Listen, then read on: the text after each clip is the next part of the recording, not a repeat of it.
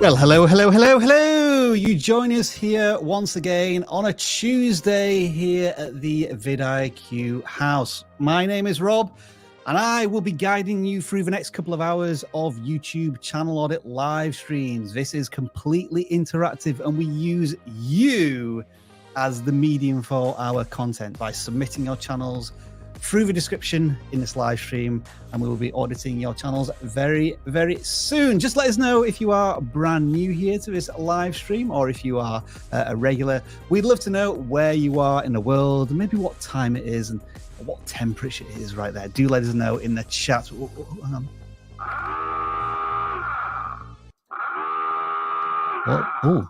I think we have a very important announcement, and the person to bring us that announcement is Dan. What's going on? Thank goodness you brought me in. It's just in time. Yeah. Okay. Now, I don't want to get everybody's hopes up, okay? I'm going to caveat this a lot right now, but you have to know something that I just learned before this live stream that's going to excite some of you and then immediately frustrate some of you. But a channel I know that has over 200,000 subscribers, just so you know the frame of reference here, 200,000 subscribers, just messaged me to say that they got access to YouTube ABC thumbnail testing, which either means they've rolled it out to more large channels or it's a rollout to even more people. Oh, that is interesting. So maybe check your YouTube studio now and do let us know in the chat if anybody has suddenly got access to AB thumbnail testing. YouTube did state that this was coming out in the summer. Is it technically the summer now? I don't know. We're almost there. Go ahead. If you have it, please let us know how many subscribers you have in the same message. So yes, I just got it. I have this many subscribers.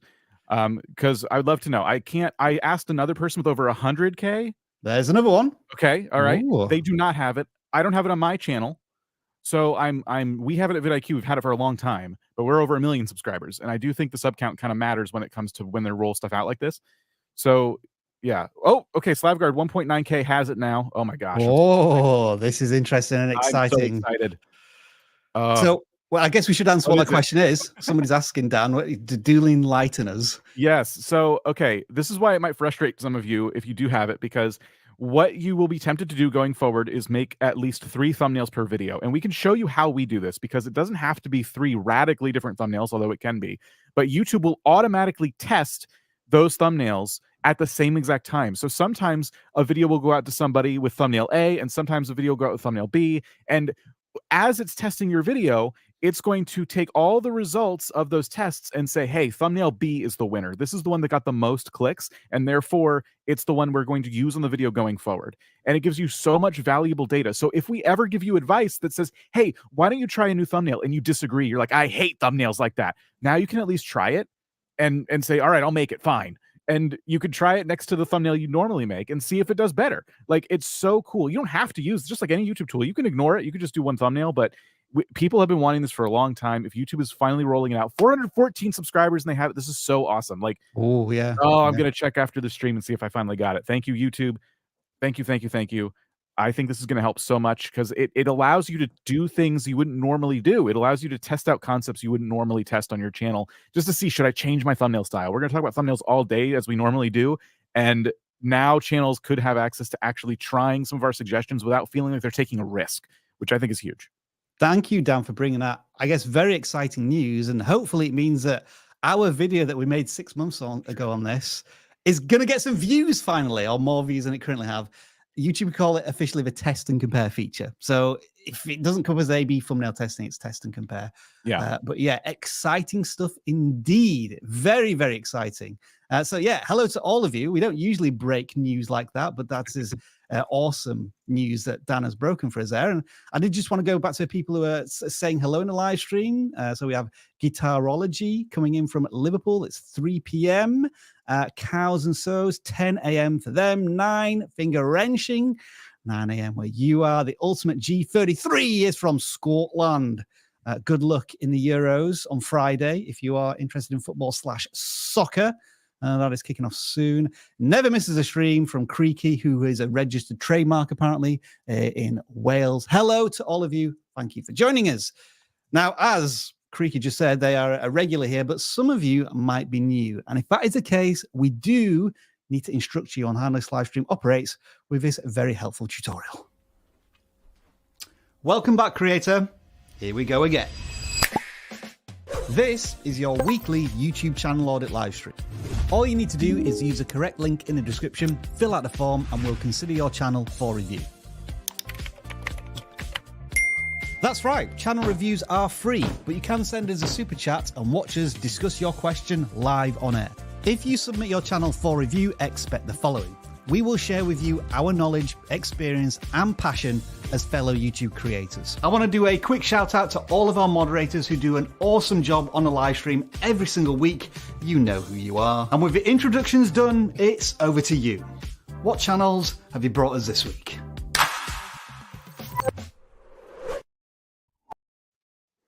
All right, then. So that is how the live stream works. As we mentioned, super chats are a way of you asking us a direct question, but not necessarily about your channel, about YouTube as a whole, which helps the community. So if you do want to ask your super chat questions, ideally get them in sooner rather than later, because we don't want to rush at the end of the live stream.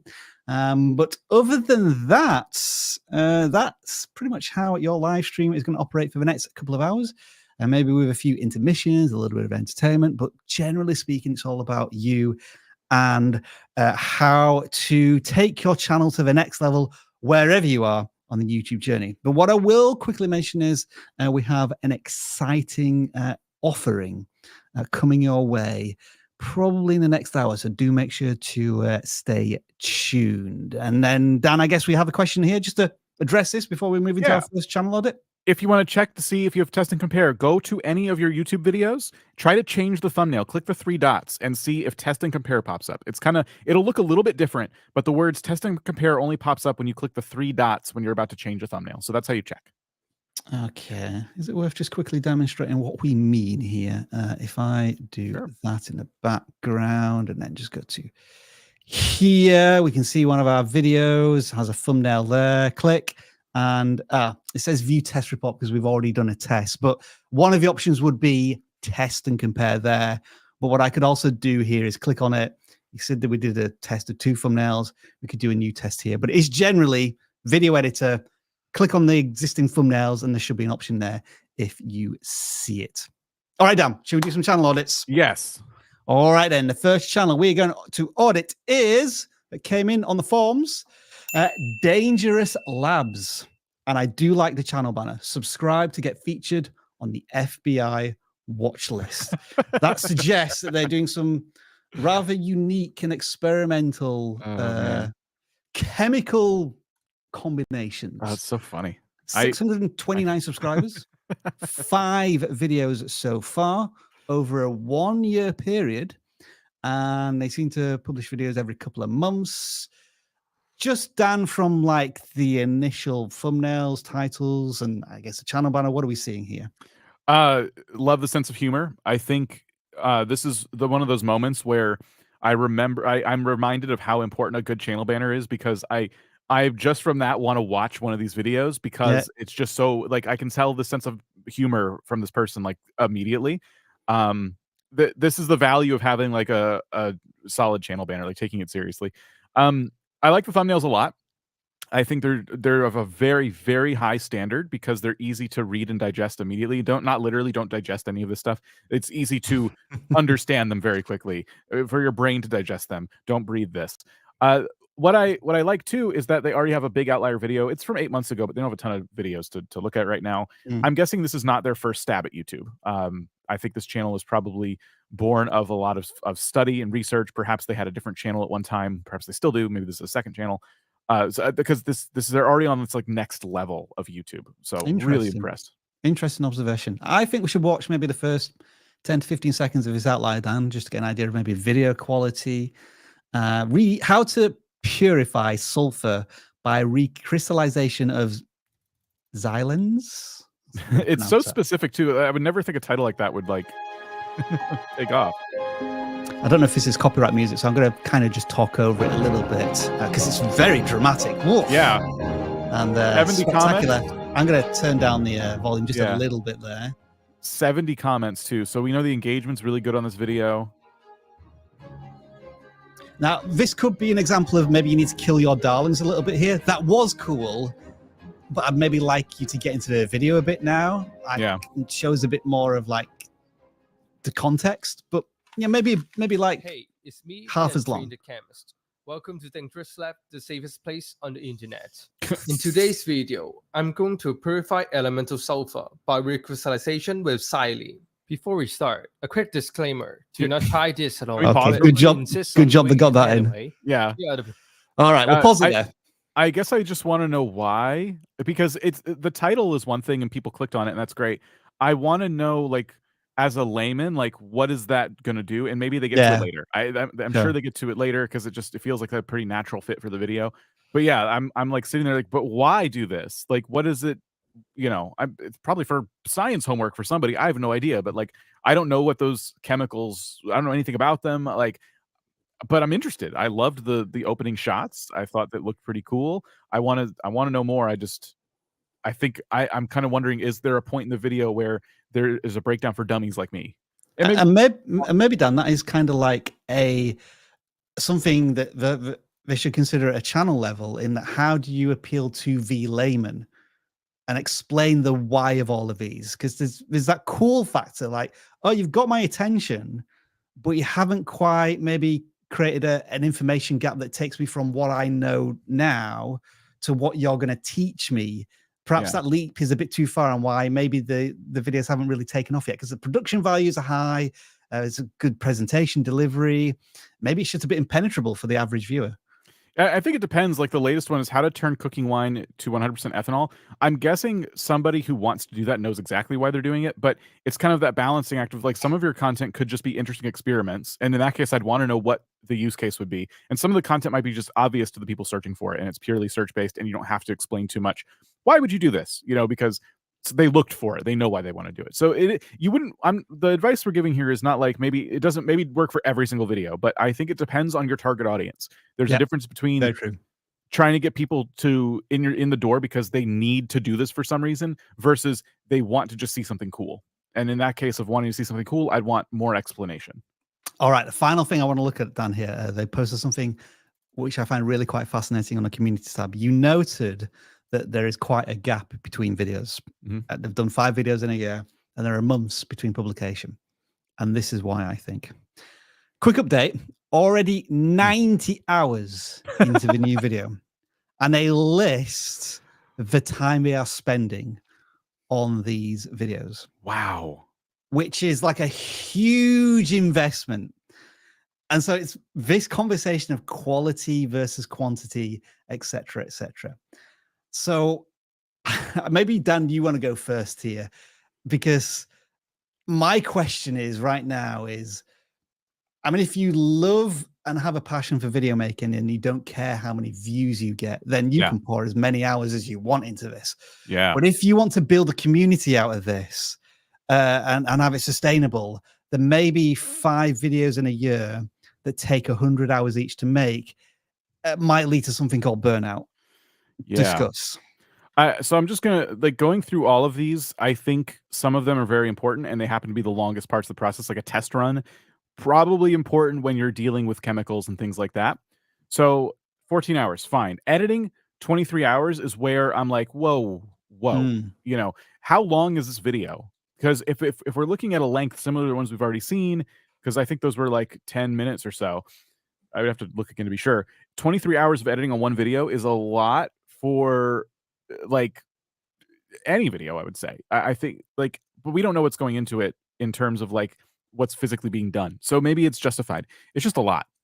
It makes me wonder if, you know, there are killing your darlings moments, like you mentioned in the video we just saw, where you're like cutting some corners for the sake of getting the video out.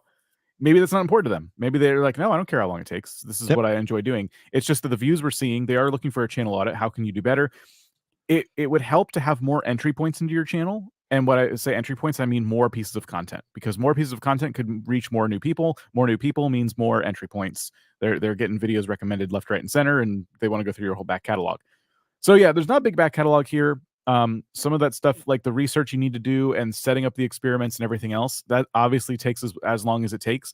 But when I look at the editing breakdown, That's a long time for videos that are 12 minutes, 8 minutes, 3 minutes, 8 minutes. Maybe this video is 2 hours long, and then in that case, then I think you're on a roll if it's like a documentary style video. But if we're talking about like a 12-minute video, I'm really like wondering what we can do to save you a bit of time there. But and this could just come with time as a YouTuber. Maybe they just need to keep like getting their reps in, so they'll edit faster. They'll, things will just move faster naturally. Indeed. Very final thought is, I feel as if there is maybe potential to repurpose some of this content into some shorts. The visual satisfaction and impressiveness, I don't know if that's a word, of the sulfur crystals that could be maybe turned into a short, just to maybe add a bit more content to the channel as well, which shouldn't take too long. But given you said you spend 90 hours sometimes putting together videos, I don't want you to spend 25 hours putting together a short, just to think that that's going to suddenly bring in a ton more views. That is Dangerous Labs, Dan, our first non-gaming channel of the week to be audited. So we'll now move on to our first gaming channel, which is MuirlySims. They have 1,500 subscribers, nearly 500 videos, news, tutorials, speed builds on what looks to be The Sims 4. So let's have first impressions here. Yeah, what are we doing? So I'm seeing 6 days, 2 days, 8 days, 11 days, 12 days. Okay. They upload really, really regularly. And it looks as though they're covering The Sims from more of a kind of a newsy angle. So they're talking about new patches and updates. They're talking about new content being added. And I think this is great. I think you are in a competitive space. There's a lot of people who cover The Sims, but the channels that I've seen and watched myself when it comes to Sims content are people who do like these really impressive builds. And I don't know how many people are out there covering news. I'm sure it's a good handful though. So what can you do to stand out in this space? I believe you still can get some pretty decent views, even if the space you're in is crowded when it comes to news and updates. What I would say is, first and foremost, we need to look at the thumbnails of other news videos so we can improve these thumbnails. I think these are missing the mark because the backgrounds are very busy. It makes the text hard to read sometimes. Just some general thumbnail advice here. Yes. So if we look at some of these, mandatory update, that sounds kind of urgent. We have the creator's face looking at it kind of puzzled, and it's like, oh, you need this update. And that says a lot. Battle pass. Okay. That's kind of controversial. The Sims is getting a battle pass. What does that mean? EA is really messing with The Sims right now. The Sims people are really, really mad. Updates are now forced. People are really angry about this. So you can see the difference here as you scroll down and search. Now it goes back to build videos, but there's a lot of people covering The Sims, but they're covering it at a very interesting angle. There's a lot of controversy around The Sims right now. So your videos are starting to point to that. They fixed the battle pass workaround, and that little sad face emoji, you have your sim crying. Everything about that thumbnail does not express the drama of what your title is saying. Your title is saying, hey, people found a workaround about with this, and EA screwed it up for us now. Like there is a negativity to this video that I think a lot of people would click on to get the information, but the only negative thing we get is your sim crying, and he's kind of small and you can't really see him. So that is like, I want you to look at those other thumbnails we just saw and try and figure out the difference between those and yours. And you're trying to express in that instance, like the drama here, the downside to like, hey, something bad has happened to the game that I love. And that can go for any of these thumbnails in terms of just communicating a clear message. Because if I look at any of these, it's not immediately clear about what the video is about. I have to read the title, and it's a lot to dissect. Each thumbnail is a lot to dissect.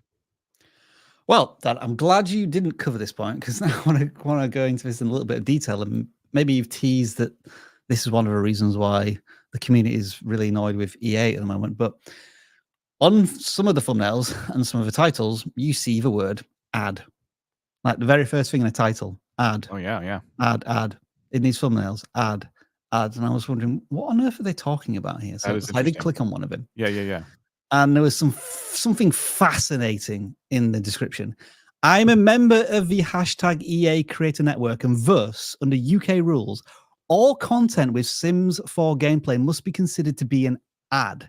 Wow. And I thought that was astonishing. And I don't know if that's strictly true.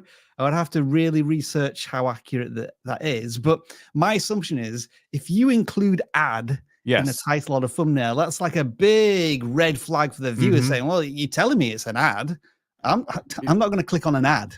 Right. Basically. No, I've never seen a creator put that in the thumbnail. I think look at the laws for yourself. I'm not a lawyer, but I think you can say it in the video and be good. And then you can explain it kind of like you have in the description. Hey, just as a reminder, this video, as always, is an ad because the laws where I am are very weird. But anyway, I wasn't paid to make this. Let's dive into it. You could brush it off like that, and people would roll their eyes a little bit for your sake, not at you, but for your sake.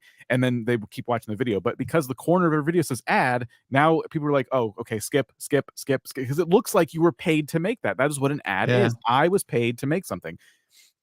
Again, I'm not a lawyer and I don't know the laws in your region. So take what I'm saying with a grain of salt, but I believe, because I've just never seen it before, I believe you don't need ad in the thumbnail, but I could be wrong. Just seeing if I can find anybody else's. I can't see anybody else saying ad in the thumbnail of a title. I am noticing people, I think, a little. I mean, this person with 200,000 subscribers is including this fair use stuff and copyright stuff in the description, which typically we say that doesn't protect you as a content creator. But yeah, is the Sims community just terrified of VA right now? What they're going to do? So I got a private message from someone else watching the stream who said they do need to put ad in the thumbnail, but in their belief, it's because they were sent the game for free or they were paid. So check into this a little bit more. If you were sent The Sims for free or you were paid to make it, ad in the thumbnail. But again, I'm not a lawyer. The person who sent me a message is not a lawyer. So just keep that in mind. It's curious. Like we could almost do a live stream on this in itself. But I just found it fascinating that it feels like a concept of self-sabotage to have to include this. Because viewers aren't going to really understand this in the packaging and they're just not going to click on it. But as Dan says, you do need to do the research. I would be astonished if that is something by UK law that you had to do. That is wild. And like, wild. I'm not seeing anybody else do it to this extent after a quick YouTube search. Because, this creator does have some outliers on the channel from a year ago, if a little less than a year ago, with thousands of views. But it feels like having to do this is really handicapped the discoverability of the content. One thing, if you're trying to figure out how to research this, one thing I've been doing is I'll ask AI, but then I'll demand sources so I can go read the sources for myself. So I use it as kind of like a glorified search engine. But yeah, I would try and figure this out so that we can, if you don't need ad in the thumbnail, that's really good information. I noticed in the patch one, if you go back to videos, you're on most popular right now.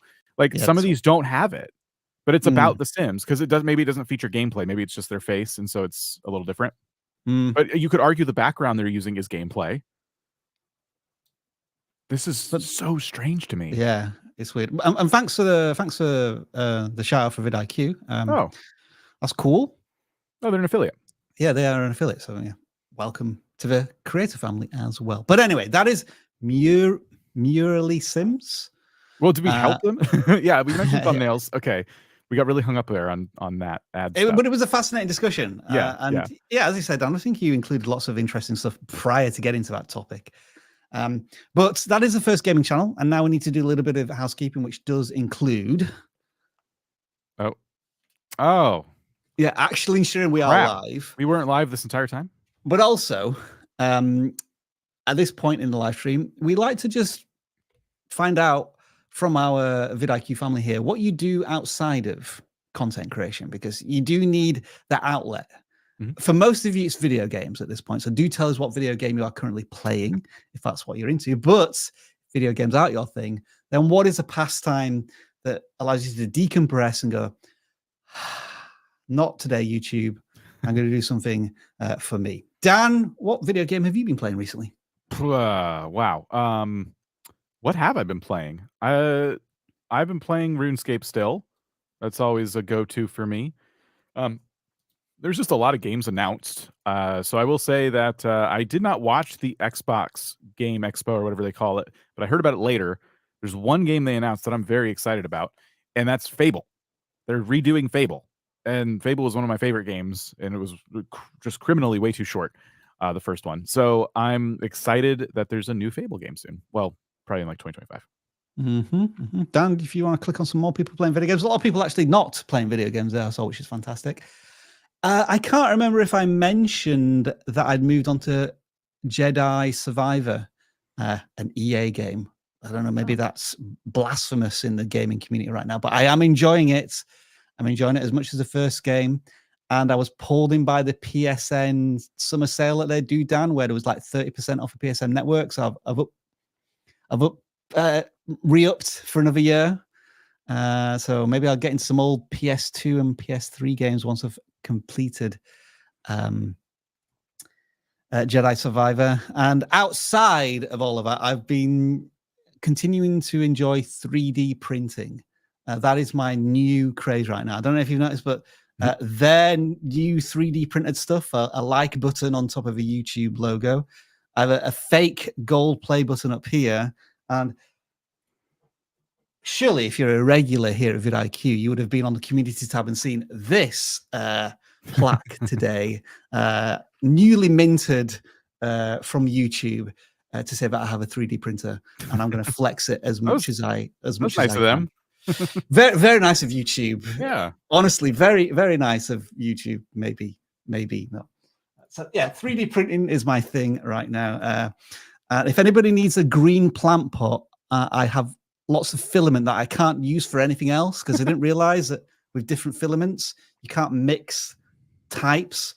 So I got a green filament which cannot be mixed with anything. So all I can do is print out green plant pots with it. So if anybody wants one, don't contact me, because I'm not paying for the shipping. All right, Dan, let's move on to the next channel that we're going to audit here. And I believe you brought this to our attention. They are called Live Your Best Life Travel. What have we got here? Yeah, so travel channel. Always love to see a travel channel. And I did dig into this channel a little bit before we went live, because I was seeing a lot of like general advice we could give about thumbnails and things like that. And we can still certainly dive into it. But if you click on most popular, you start to see like a difference between some of these videos. So right off the bat, the first video here is Cruise Nightmare. What happens when you're bumped off? Now, that video seems valuable to a lot of people, because what happens when you get bumped off a cruise? You know, people get bumped off flights all the time, but there's always another flight around the corner. How do you get bumped off a cruise? I have no idea. They oversell the cabins, assuming somebody's not going to turn up. Yeah, that'd be weird. That would be very weird and very inconvenient for the people who get bumped. So I didn't know that was a thing. I can see why that video is doing well for them. So this kind of leads me to my big point for this channel, which is drawing that line between content you make for a larger audience, discoverability, and that content can include travel tips and you know, hacks and things that you want to avoid. And then there's the content where they visit specific areas. And I believe they can do both these things. I just think that they could do a better job on the titles and thumbnails, especially of those videos where they're visiting a specific area. But I think there is a broader discussion to have here about the thumbnails themselves, because as you can see, they've taken one picture of themselves being shocked ever in their life, and that picture has been carrying their thumbnail game for quite some time. Yeah, this YouTuber face, fine, but you need a collection of them. Yes, or else you're just going to be eternally shocked. Like if I click on this video now and you don't have your hand over your face, then you're failing to deliver on your promise. Yeah, I'm sorry. I just can't deal with you not having your hand over your face. So there's a few other things too. Like they didn't really cut themselves out of that. Like but they're using like a animated background and all that stuff. So there's or just, you know, a image background, whatever you want to call it. You know what it smells? Yeah, that smells like a Canva template to me. It does. And a Canva will let you, I think, cut out your background or cut yourself off the background. So yeah, I think using those tools a little bit more and trying to stay away from their thumbnail templates, so you can just use their tools, and they're great, but their templates are so overused, especially the second to last video here. I've seen that template so many times. We bring this up because it's similar to AI content, where like the viewer can almost smell that this is AI content, And if a viewer sees enough of these templates, then they kind of have maybe a preconception that they've either seen this channel before or it's templatized, and they want to see something fresh and new from different creators. Yeah. So that's thumbnails. I do think some of them don't represent cruises or locations as much as they should. Some do, like the one where they're on the beach works, I think, pretty well. But I also want to talk about titles for a second. Ocean Cay Bahamas, the best kept secret. I kind of wonder if a different title would have helped here. Like, just off the top of my head, I wouldn't use this exactly because I think you should do some research, but you could say the best oceanfront view you can get, and then maybe Ocean Cay Bahamas or something to that effect. Because think about somebody considering a travel or considering some research for travel to a destination. They want to go somewhere with an oceanfront view. They don't know exactly where they want to go yet. So they might look for oceanfront views, vacation, or something like that in the search bar. And then you're going to present them a place they've never heard of, potentially, or never considered. I'm just going to pick this one as an example of where you can really adjust the pitch of the packaging and have it have much bigger impact. So you're saying there's secrets to a certain cruise. You kind of mention price discounts at the very bottom, but I don't think a viewer's going to see that because, first of all, they're going to be attracted to your shocked face. That's the thing that occupies a thumbnail. And then what? No way, arrows flipping, status match. I think something that would be much better here is like a big statement, say free drinks or $200 discount. Or what is the big secret? Tease one of them in the thumbnail. So there's less decoding that's required from the viewer.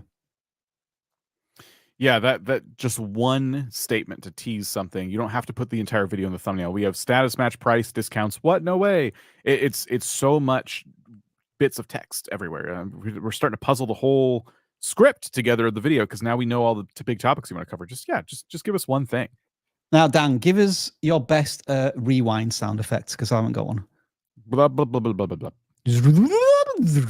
So what I want to start with, Dan, is that this channel is a month old and they have nearly 100 subscribers. Oh, so you think they should know better? They're making videos almost one a day, which is fantastic.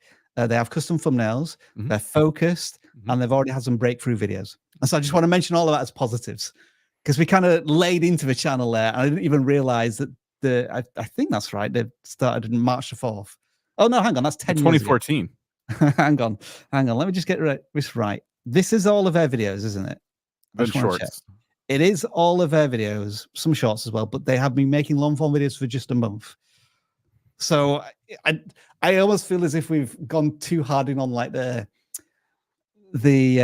things you need to fix rather than the encouragement and the passion that they're showing. Like we don't want you to abandon any of that. Right. Keep at it. Just a month in, already videos in hundreds of views. That's fantastic to see. But it is a nice segue because I think what we can do here is we can take this down, go here, which is the vidIQ web app, which when tied into your channel can give you all sorts of help. But we can do a little thing here and say, what might be a good word to do a search for this creator? Would it be cruise ships for beginners? I'm just going to do that. Sure, yeah. All right, let's try that as a keyword search. Let's try that again, shall we? Come on. Come on. A lot of people are following along and overloading the system. Thank you. Right. Okay, we're in. So cruise ships for beginners. Have I spelled beginners right? I'm now doubting myself. I think I've spelled that incorrectly, haven't I? Yeah. It's okay. No wonder that I'm not one to call that stuff out. All right. Okay.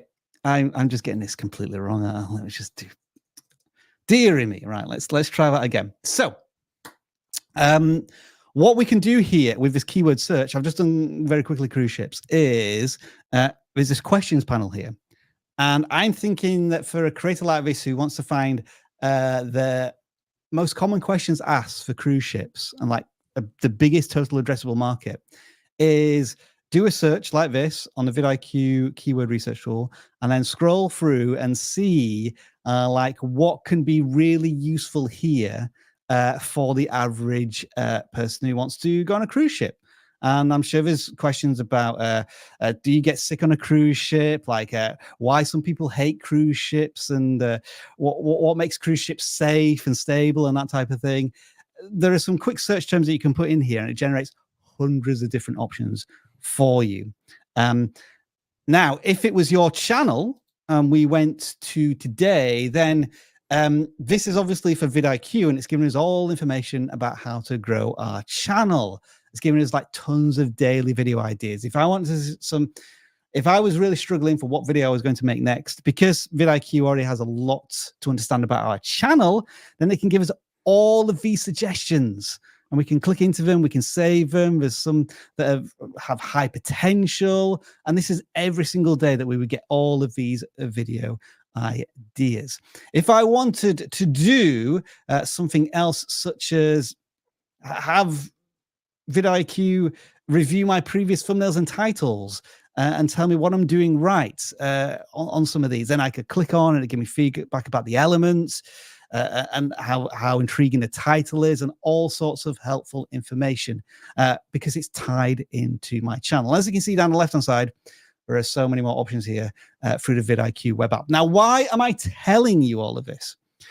Well, it's because we have an incredible offer that actually has started today, and it's our push, our encouragement to you to say that it's the start of summer right now.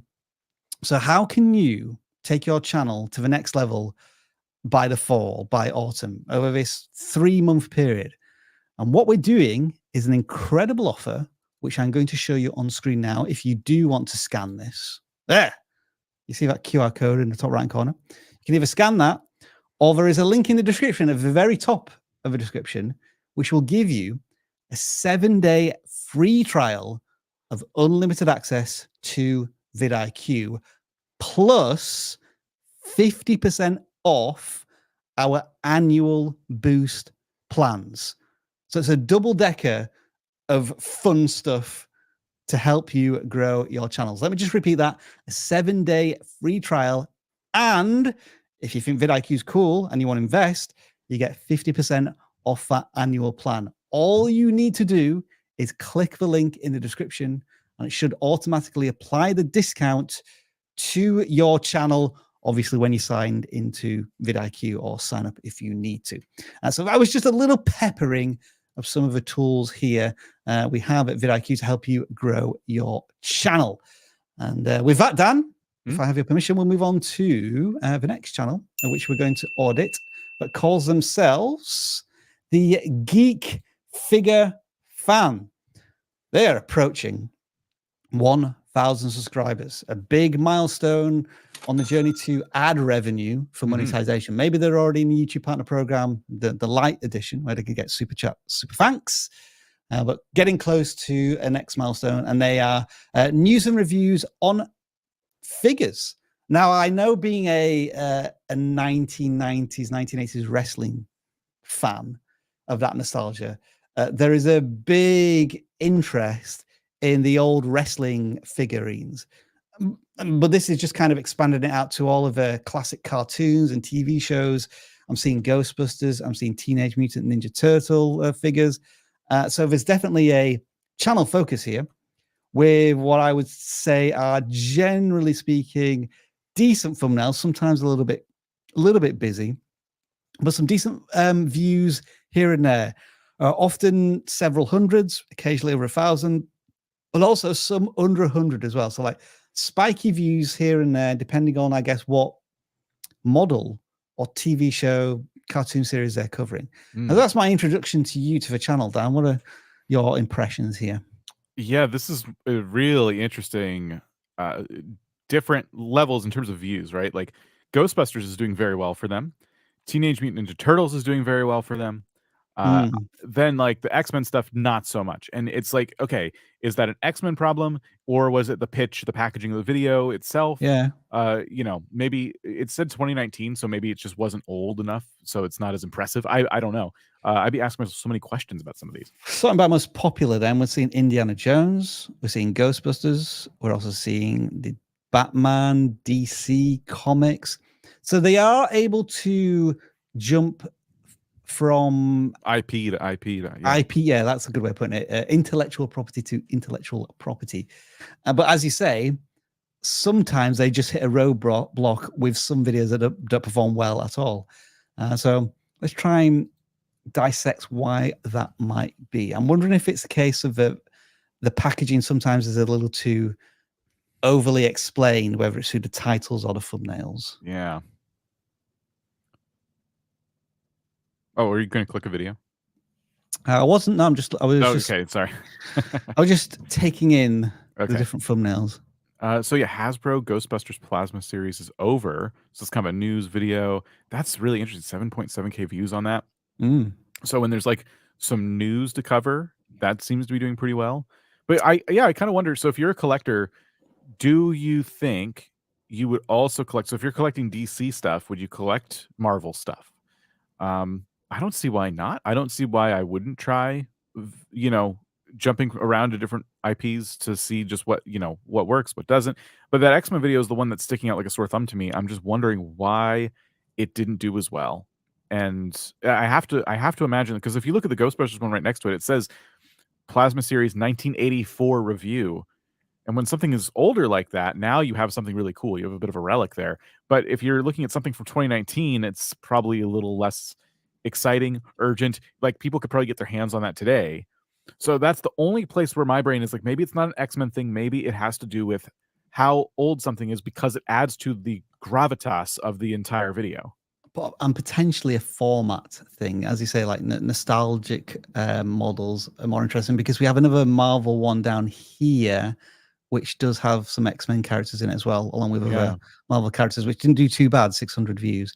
But at the same time, we have Masters of the Universe, He-Man, 2 in succession here, which absolutely tanked for the channel. So I'm struggling to try and figure out exactly what the different formats might be here. You know, when we talk about formats, like, is it a listicle? Is it a review? Is it a comparison? Is it like an update? You know, we're occasionally seeing that. Update videos seem to do the best. Is it a case of trying to identify, first of all, the most popular series on the channel in terms of IP, which seems to be Ghostbusters, and then a format which attaches itself to these IPs to be able to really lean into them? It's really tough to say. I guess the other thing we can do is try and look up other channels to see how they fare in this space, what they're doing with their packaging, how many views they get. I imagine this has to be a pretty nice niche. This seems like something a lot of people will be into. I'm going to search for Ghostbuster Hasbro. Okay. Oh, there's different like toys. Adam Savage is in here. Okay, so that's kind of a mixed bag in terms of like results we're getting, but there's some action figures. Here's two that they could compare with. But that is definitely just Ghostbusters news exclusively. Toy Shiz. I wonder if this is a channel that they can take inspiration from. Yeah, I'd actually say the thumbnails are better on our hero channel than these ones. I like the size of the characters in these ones. I do not like the text. Okay, yeah. But yeah, this is what it looks like when I do thumbnail research. I'm like, what do I like about these? What do I not like? And how can I improve upon it? It's not, I don't want to steal these thumbnails. I want to learn from them. Sure. Yeah. But they are also ranking as well, I think. Geek Figure Fan, which is good to see. So, Dad, so far, I think we're coming out of this and we're not sure what to suggest specifically for this channel. It's tough. I don't want to point them in the direction of like, oh, only do Ghostbusters, because I feel like collectors would probably have other things. And we've seen Marvel stuff work for them. We've seen DC stuff work for them. So I do feel like we could do better on the thumbnails after seeing the ones we just saw. I would also say that a lot of the views I was seeing, even from channels that have made like a career out of this, I say career as in like we saw a lot of subscribers and a lot of videos. Yeah. The channels that are more established are not getting really insane views on stuff. Like I saw stuff with 6,000, 10,000. So of the fact that you have a video from a day ago with 1.4K means that like that video could continue taking off for a bit. And you might have a video that's ranking among those big channels. But some spaces on YouTube have a lower ceiling than others. This might be one of them, but we only did one search. So we have not done in-depth research here. It's just, I'm just taking what I've seen and saying, I do wonder out loud how many people look for stuff like this on YouTube. There's got to be a pretty healthy subset of viewers, but how big is that viewer base? That's kind of like the question. So you need to find the channels that are like the top of the top in the space to get a better idea of that. And then it's easier to compare yourself to them, which you shouldn't really be doing. But you look at those channels and go, okay, the best channel does is typically 100K views. So can that be my benchmark? Can I try and get a video with 100K views in this space? And it looks as if they have a fully laid out channel in terms of using a community tab on a regular basis, experimenting with shorts as well. But yeah, that is Geek Figure Fan, and pre-congratulations on 1,000 subscribers, which we hope you'll hit within the next month or two. Mm-hmm. And now, Dan, I think it's time to change the background of our live stream, as well as what noise was that you just made, Dan? It's a hiss. To play the music, because we do have some super chats that we now need to deal with, and we're going to deal with them right tonight. Yeah, we need to deal with these because you've paid your monies, so we need to make it worth your while. But first of all, huge thanks to Koifish Gaming, who has gifted 5 vidIQ memberships. Whoever gets them, enjoy them. Use your emojis as much as you want. Moderators, make sure to allow these custom emojis to invade the live stream as much as humanly possible. Severin 7. If I want to start a channel for a different niche, but in the same category, should I create a new channel connected to my current one, or should I completely rebrand? If I want to start a channel for a different niche, same category. Okay, different niche, same category feels like a pivot that's not as big, as what they might think it is. So test it. We've tested all kinds of stuff on our channel that is a little outside. It's in the same category, but different. We've tested videos that do like deep dives on specific creators. And we've gotten mixed results with those. We've been like taking all that data in without worrying about the long-term effects it has on the channel, because we don't believe there are any, because we're willing to keep making the stuff we already are making. So maybe that's the question. Like, so what you're saying, Dan, is that this channel should maybe not even consider starting a new channel. They should try and feed in some of this pivoted content to see if it resonates with the current audience. Yeah. And if not, then I think what you're kind of saying without realizing is you probably don't need a big rebrand on this second channel. This would be this second channel would have like similar branding, so that you can have that brand association, but also be clear that it is like a different topic within the same brand / organization. Yeah, I mean, there's a creator I watch. Their name is Jarvis Johnson. They're like a kind of a comedy channel. They cover like a lot of just TikTok trends and stuff like that. But they used to be a tech channel, and they pivoted because one day they just wanted to try. I just want to try something a little different, and they just did it, and it worked really well. So they like Jarvis didn't start a new channel. At least that's not how the story was told, and everything's fine. So yeah, I think you can test things on the same channel. We talk about starting new channels sometimes, but I don't always think that's necessary. It just kind of depends on what you do, and maybe you want that clean data. Maybe you want a new channel because I just want to start fresh and see what I can do with a brand new channel. It comes down to personal preference at that point. Tamo the Elite 420 with the $1 Australian. Thank you. We've also got Antonio's Blissful Corner. There's your sound effect. I had to wait for it to recycle. And then we now have another super chat from Destinos Ahora with the $50 Mexican. Thank you. Thanks for last week's audit. I'm trying to remember what this channel was. looks like it's about planes. We translate our content, but are waiting for multi-language audio instead of a separate channel to consolidate our views. Yeah, they mentioned they were doing that and partnering with another company to make it happen, but I've heard nothing since. So we have no idea when that's happening. But maybe there's been updates out there and it's not widely covered. And a super chat's from the first gaming channel that we audited today, MuirlySims. Thanks for the audit. I'll work on making thumbnails more emotive and simple in design and not overthink them. Yeah, Awesome. I think that is a crucial aspect of thumbnails. Yeah. I try and say this. I know it sounds weird, but when we explain it in a thumbnail, you see what we mean. I say, spend twice as long on your thumbnails, but make it half as complicated. Which sounds weird, but it makes sense when we just discuss it in a channel. It's more about the communication of the thumbnail and less about the design of the thumbnail, if that makes sense. You're trying to communicate something, and the design has to be there to some degree, but you don't need to be a graphic designer to make a good thumbnail. It's just a communication thing. That Drunk Dev. I'm a new indie game developer on YouTube, and I'm currently something to see what y'all think about my new video. I think something's maybe been lost in the translation of that message, but if you're asking us to watch your latest video, as you would have seen in the intro, we don't watch videos or audit channels based on super chats, but we do wish you the best of luck, Drunk Gamer, as a game developer, and good luck with your channel. Now, when people become new members here in the vidIQ family, they do get a custom sound effect for the week, and Dop3_DV gets that.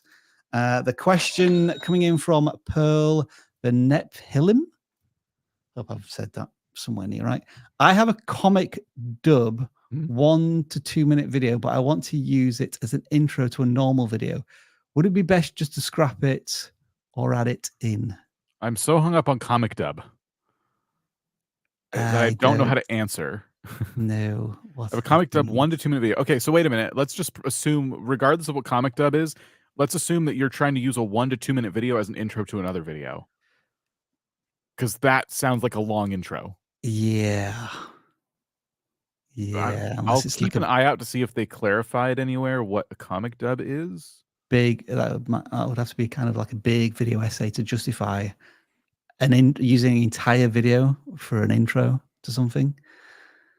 And it probably doesn't have the hook that you're requiring, but yeah, probably needs more information. But you don't have to send it as another super chat. We don't want you to we don't want to try and answer this through a series of super chats. Yeah, it's not financially viable to do that.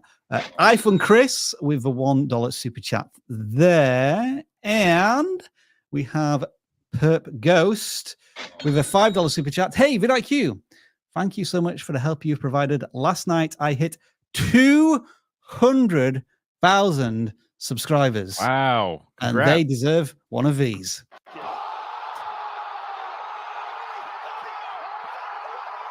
Oh yeah. Awesome stuff. And we'll call it time there on the super chats for now, but we will do some later.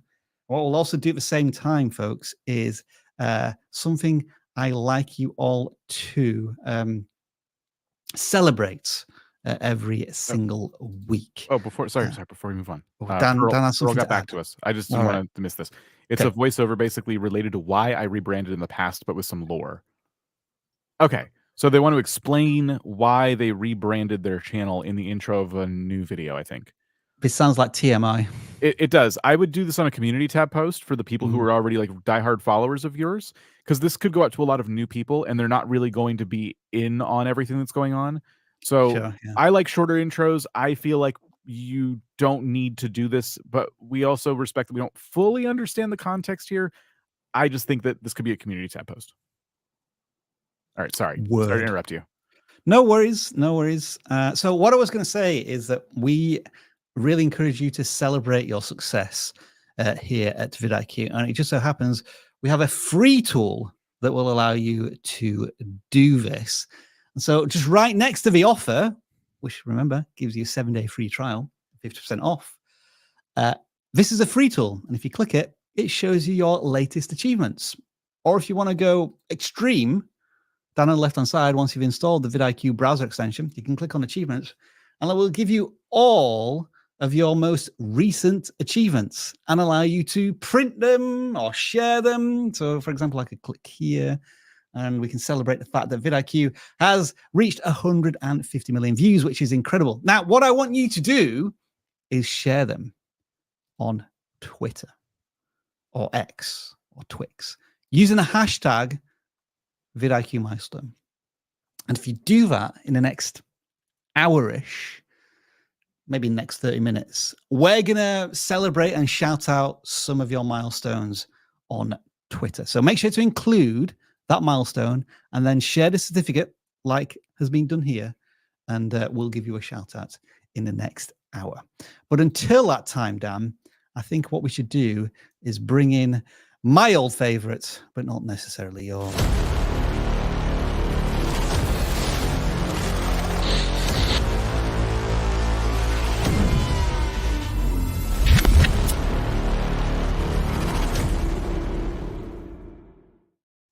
Welcome back. When I share it on screen, the CLAAAW, the one the quiet that doesn't have an attitude and just picks numbers fairly quickly if I know what I'm doing. Here's how it works. Not very quick. The two forms, as you can see, have numbers on them. We've got 400 submissions here for non-gaming and 300 submissions for gaming channels. So we take that number, we put it into the CLAAAW machine like this. And with the help of a sound effect, which is this, we pick out a number. And that number today is 299. And so we take that number, we put it back into a form, and we grab the URL. And we haven't pasted in the thing. We haven't audited this channel or seen it before. We don't know what we're encountering here. We don't even know what CLAAAW feels right now. I present to you, Dan, shut up. I present to you a channel we are looking at with very first impressions, and they call themselves Cast Blast Camp. Try saying that fast 10 times. They have over 10,000 subscribers, which is incredible, but the baseline of their views seems to suggest that they had a viral moment somewhere, maybe with a short or a long form piece of content. So let's just quickly confirm. They are a long form channel, and they're getting less than 100 views on most videos. So we'll sort by most popular. We've had thousands of views on videos, but not a viral moment. So I'm going to go to shorts, and this is where they've got most of their subscribers so far. Okay, from, I don't want to look at that. From whatever they are, and maybe we're not going to look at them for too long. But they say they're a long form channel anyway. So let's forget about the subscriber count where it is. We just have to judge it from what we can see on the view counts, which is typically less than 1,000 views. Okay, I don't know how those shorts start, but I hope there is a content warning of some kind. And I know, I know some people will disagree, especially if you partake in hunting and fishing. It probably doesn't bother you. That I had like a visceral reaction to what I saw, and it's probably fine for YouTube. But I'm thinking about the people scrolling on shorts that are hit with that without expecting it. That is going to affect your views. Like, just from a YouTube advice standpoint, no hate to what you do. It's just literally people like me are out there where I'm like, I don't like that, and it could affect your views. So in some cases, and this is very rare advice I would give, but I would probably put some kind of content warning on those somewhere as they get swiped to on the shorts feed. So it could come up in a little bubble of text, or, hey, warning, you're going to see something you might not want to see. Like, kind of need that for your shorts. Just saying.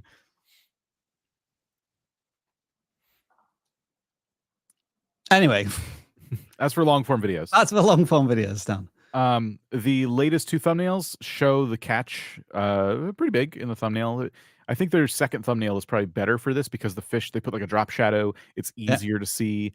The ones we've seen in the past when it comes to fishing channels are when they're like holding it up to the camera and it's taking up like a lot of the frame. I think hands help because it gives you a good idea of how big the catch is, you know.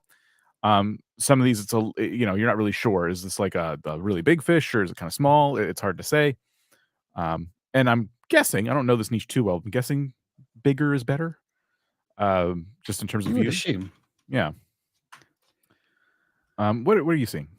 So I think that when we've looked at fishing channels before, they've nailed the fundamentals in what the viewer's probably most interested in is the catch, the size of a catch, or the act of how they've caught the fish. And with the hook and the fish, I'm seeing that throughout these thumbnails, generally speaking. So I think they've nailed that. So I'm wondering perhaps why they're not getting more consistent views. The baseline, like a few weeks ago, was several hundred.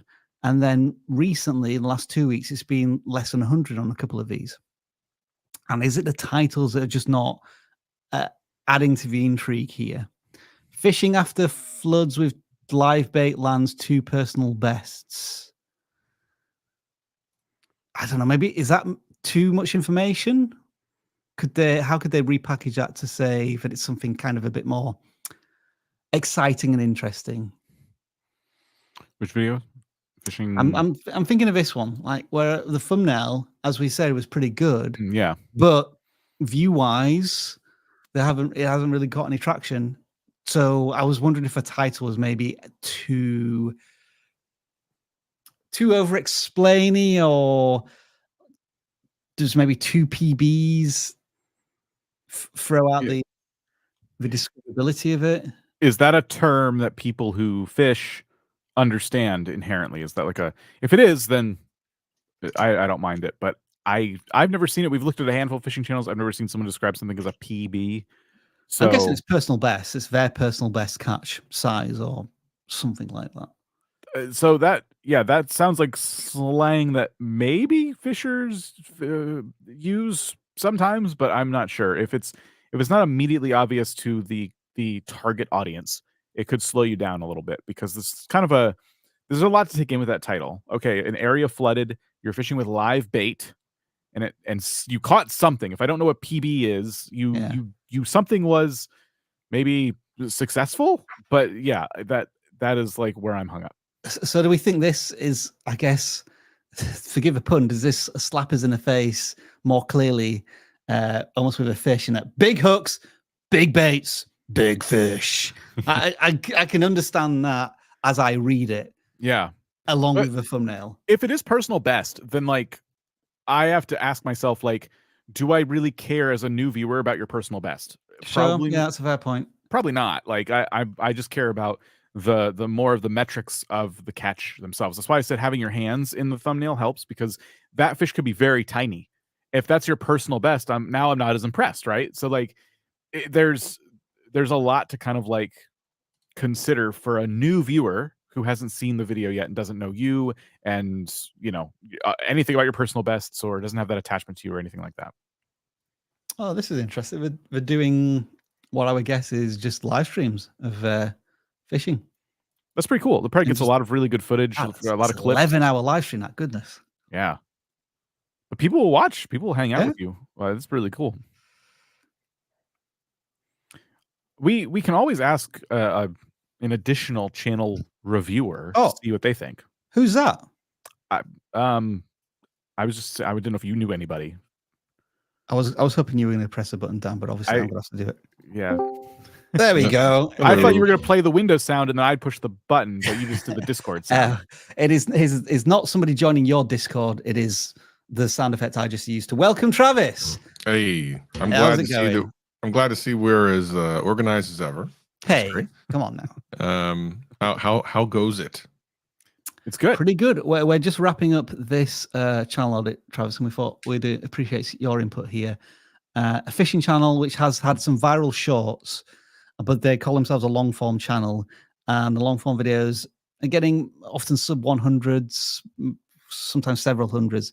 And we think the thumbnails are of a fairly decent standard, so we were arguing over whether the titles needed to be simplified a bit, because they're including PBs like personal best. Is that maybe a bit of jargon or something that kind of a view's not interested in? But yeah, any other angles of? Yeah, I don't think that's gonna make or break a video, but for sure, like the subject matters, types of fish, time of year, like all these things will play into the success of a channel like this. And of course, decent thumbnails. And again, some of these are pretty much in line with what a lot of fishing channels do. but also look at some of the bigger fishing channels, whatever those are, and see what kind of cool things they're doing recently, and then try to kind of come up with your own version of that. I mean, I just clicked on most popular there, and it looks as if previously the long form content on his channel was around deer hunting as well. So there is potentially a pivot, which is causing maybe some of the audience to not be interested in the fishing content that you've moved on to. So that's something to just maybe accept and think about from an audience perspective. But that is Cast a Blast Camp. I have to say that very slowly and carefully. We're going to go on to a gaming channel now. So we have to reset the numbers and go to 337 channels and pick out channel number 41. 4 and 1, 41. And I'm going to let Travis pronounce the name of this channel because it doesn't, well, it does include a vowel, but right at the end. Okay. So what is this channel called? TyGi. Let's go with that. TyGi. Your neighbor's executable. I'm too old to understand what that means, but I'm sure it's funny. Exaggerated quack. Well, anyway. Okay, so this is a gaming channel, obviously, right? But there's Helldivers. You know, I love how, and we've talked about this for years. Whenever you do like a .exe in the title, it just, to me, it's like I don't get it. But obviously, it's a meta of some sort that people are like, "That's cool, yeah, let me click it." Because there's a couple times CS2.exe, like it must be something on Reddit or something like it. I understand what an exe is. It's an executable file, which is like the thing, but it tells me nothing about the video, or maybe it does, and I'm just not with it. So I guess did we ever figure that out? Like, what's that I think it's just a meme. I don't know if there's that. I don't know if it's that deep. Yeah, it could be deeper. It could be a know your meme kind of search we need to do. Yeah. I will save lives, not take them. That kind of sounds like an interesting, like maybe Helldiver. I haven't played Helldivers. I'm thinking about it though. That might be an interesting way they're playing Helldivers, which is why like we got over 2,000 views on that video. Oh, hold on. We're getting things in chat. The .exe titles mean that the gameplay are just a bunch of memes and such. So the entire video is just memes, I guess is what they're saying, which is interesting. So now I get it. Thank you, chat, for helping, because we for years have been like, I don't get it. Yes. Okay, that explains the about section too. All right. Can we look at the one with 10K views? The thumbnail and the title aren't super impressive to me, and I'm like, wow, 10K views. That's a lot of for this channel, like a lot of views. Maybe. So let me get straight. Then you want me to click on a video when we've just established that this is going to be a set of memes? You can pause the video. I just want to see the comments. And I want to make Yay! Sure I'm not going to be responsible. It's better than the shorts we saw on the last channel. Yeah. Okay, let's see. So 402 likes is good for 10K views, I would assume. Can you scroll down a little bit? Do we have a lot of engagement? 39 comments. Okay. All right, not, cool. Not impossible, especially if it's like posted somewhere. Oh, it could be posted somewhere. Yeah, totally. The finals ranked experience. That's really interesting. Like Oh, that's cool. Let's go. I'm going to assume. I am lost. Let's listen. Not everything's for everyone. I'm going to assume that they've done a good job editing, and that is the main reason this is taking off. People understood the title and thumbnail enough to give it a try. They watched the video through, and the watch time then carried the video to a new audience, so on and so forth. Yeah. It may not be for me. I didn't get anything out of that, but I think what this channel is doing is tapping into something. They're learning what works and what doesn't work for their target audience. Sure. Yeah. Yep, it's 8 a.m. I just woke up. That's great. I mean, that woke me up right there. That was like my shot of coffee, and I don't drink coffee. So what Travis needs to do every morning is watch executable. I'm gonna look up the meme videos on YouTube every morning. Exactly what I'm gonna do. So what's the advice here? They're good at editing. They need to. I mean, should they stick to Helldivers for a little longer? Because well, what's the most popular video on their channel? It's this. I think it's this finals ranked one. Oh, they've got 2 of them from the finals ranked, and then they did Baldur's Gate as well. I'm surprised they do more Baldur's Gate. Maybe they do very well. but But oh, this is the full extent of a channel. Okay. Oh yeah, they're kind of new. Yeah. We got some Starfield in there. Oh, just are they doing mostly shorts then? It's kind of short videos. Oh yeah. Well, yeah. Let's see. Sorry. Not tons of views here. Yeah, I mean, if you're having fun with it, which I mean, maybe you are, like, continue on as long as you're not breaking any rules. I don't know that you are. So, but if you want more long form, again, this might be a shorts channel. We just happen to be looking at long form stuff. Like maybe their success is more in shorts or whatever. But regardless, like whatever you've decided to do, because if you look at it, there's a big break between like there's a month and 3 weeks and then 2 days ago. So like there's big breaks between long form. So my guess is they're throwing out short form in the in between times. And that's cool. Like nothing wrong with that. I figure if you continue on, the meme audience might just come. Obviously, they understand what's going on, so let's do it. Let's more rave music. Why not? Yeah, I'd be studying what's working and what's not. I'd look at the retention of the videos that did well. You know, this is gonna be a lot of like dissecting for you, like where, as you can tell, the wrong people to ask about very very specific advice for this kind of channel. But yeah, this is a good start right here. Helldivers2.exe. These videos didn't give us much in terms of title. Thumbnails are obviously memes. Maybe you should be more obvious with your thumbnails. Maybe there's ways to express even more clearly. This is a meme. I'm joking around, because that's what these first 2 videos tell me immediately. I think the line that goes with this moment from Will Smith in Independence Days, that's what I call a close encounter. I think. Oh. Does anyone remember that from? No, but I believe you.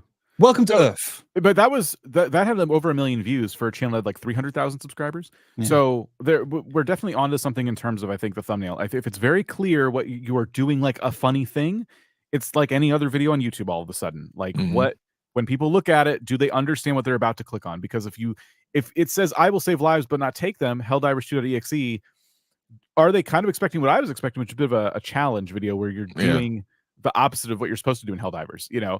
Or is it a meme? I don't know. So the thumbnails could express this a little bit more.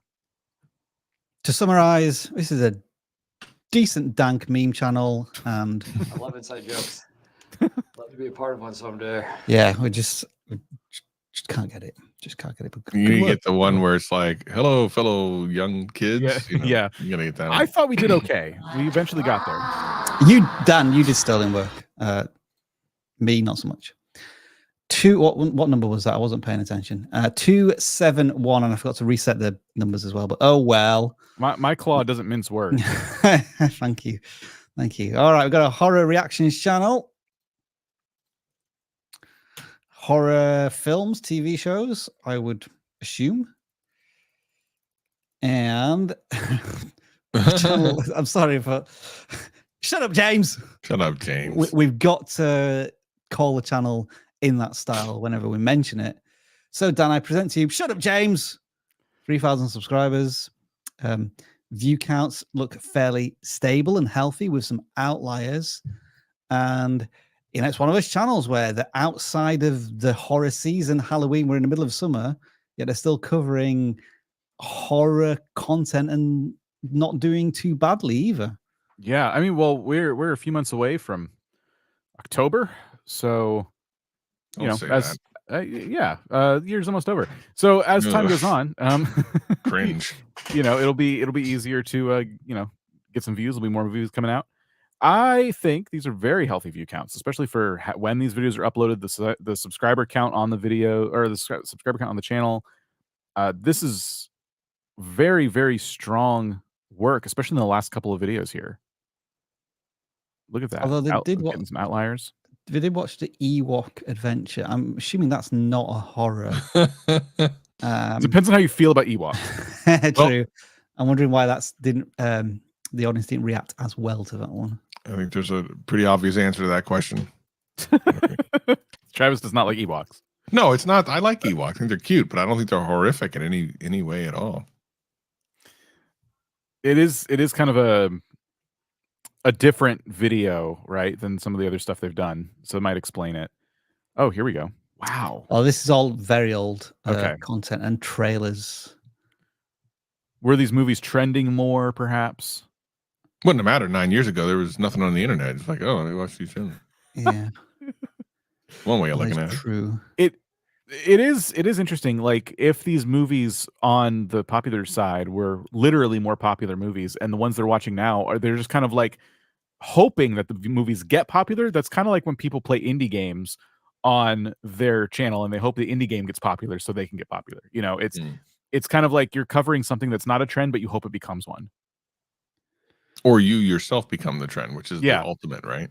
Yeah. If you're worried about that, by the way, if you're a gaming channel like I just described, or a channel like this where you're reviewing things that are a little more niche, you don't think people have heard of them, can you change the title and thumbnail to cater to the interests of someone who you think would like the content, but you don't explicitly lean on the content itself for the notoriety of the video? So if no one's heard of Bring in the Clowns, for example, or whatever the movie's called, or Killer Clowns from Space, okay, cool. Now it's a movie about killer clowns from space. Can you reframe the title in a way that brings in more new viewers? You know, so you're not, because now you don't want to rely on the marketing of this movie if they don't have a marketing budget to hopefully carry your video into stardom. Maybe you can play around with titles and thumbnails to get people in there who would not have known about this movie. I would like to click on one of these videos and watch The Hook. But I'm just worried that the first 20 seconds might scare people, including myself. You clicked on the video from that last gaming channel. I think it's only fair that you take this risk. I the reason I want to do this is because I think being a reaction channel is typically the content is carried by the creator and their responses and their reactions to the topic or genre. So which, other than the Ewoks one, which is the safest one to maybe click on? We could do that latest outlier. Just everyone brace yourselves. Okay. Braced. Okay, copyright disclaimer. Shut up, James. Hey there, everyone. I am Shut Up James, and welcome back to whatever this is. I'm just kidding. On this channel, we watch scary movies. We watch scary movies on this channel. So today we're watching the 1988 horror film Killer Clowns from Outer Space, and that is clowns with a K, just so you know. I have never seen this movie before, which makes everyone mad. So I have had it on my list for a minute. All of a sudden, the stars aligned. Pause it there. What do you think? I love the energy. I love the It's very easy to kind of like the guy, James. Like I like him already. This last little bit where you could tell he started to kind of go off the path here a little bit. I've been looking for this. The stars like no. Like everything before that, I'm kind of with. Like you kind of let me know what you're about. I can kind of check your vibe. It's like a vibe check real quick. I like James. It's cool. You can get into it. You can have a funny story about as you watch the movie or something. But I could feel it starting to kind of go off the path.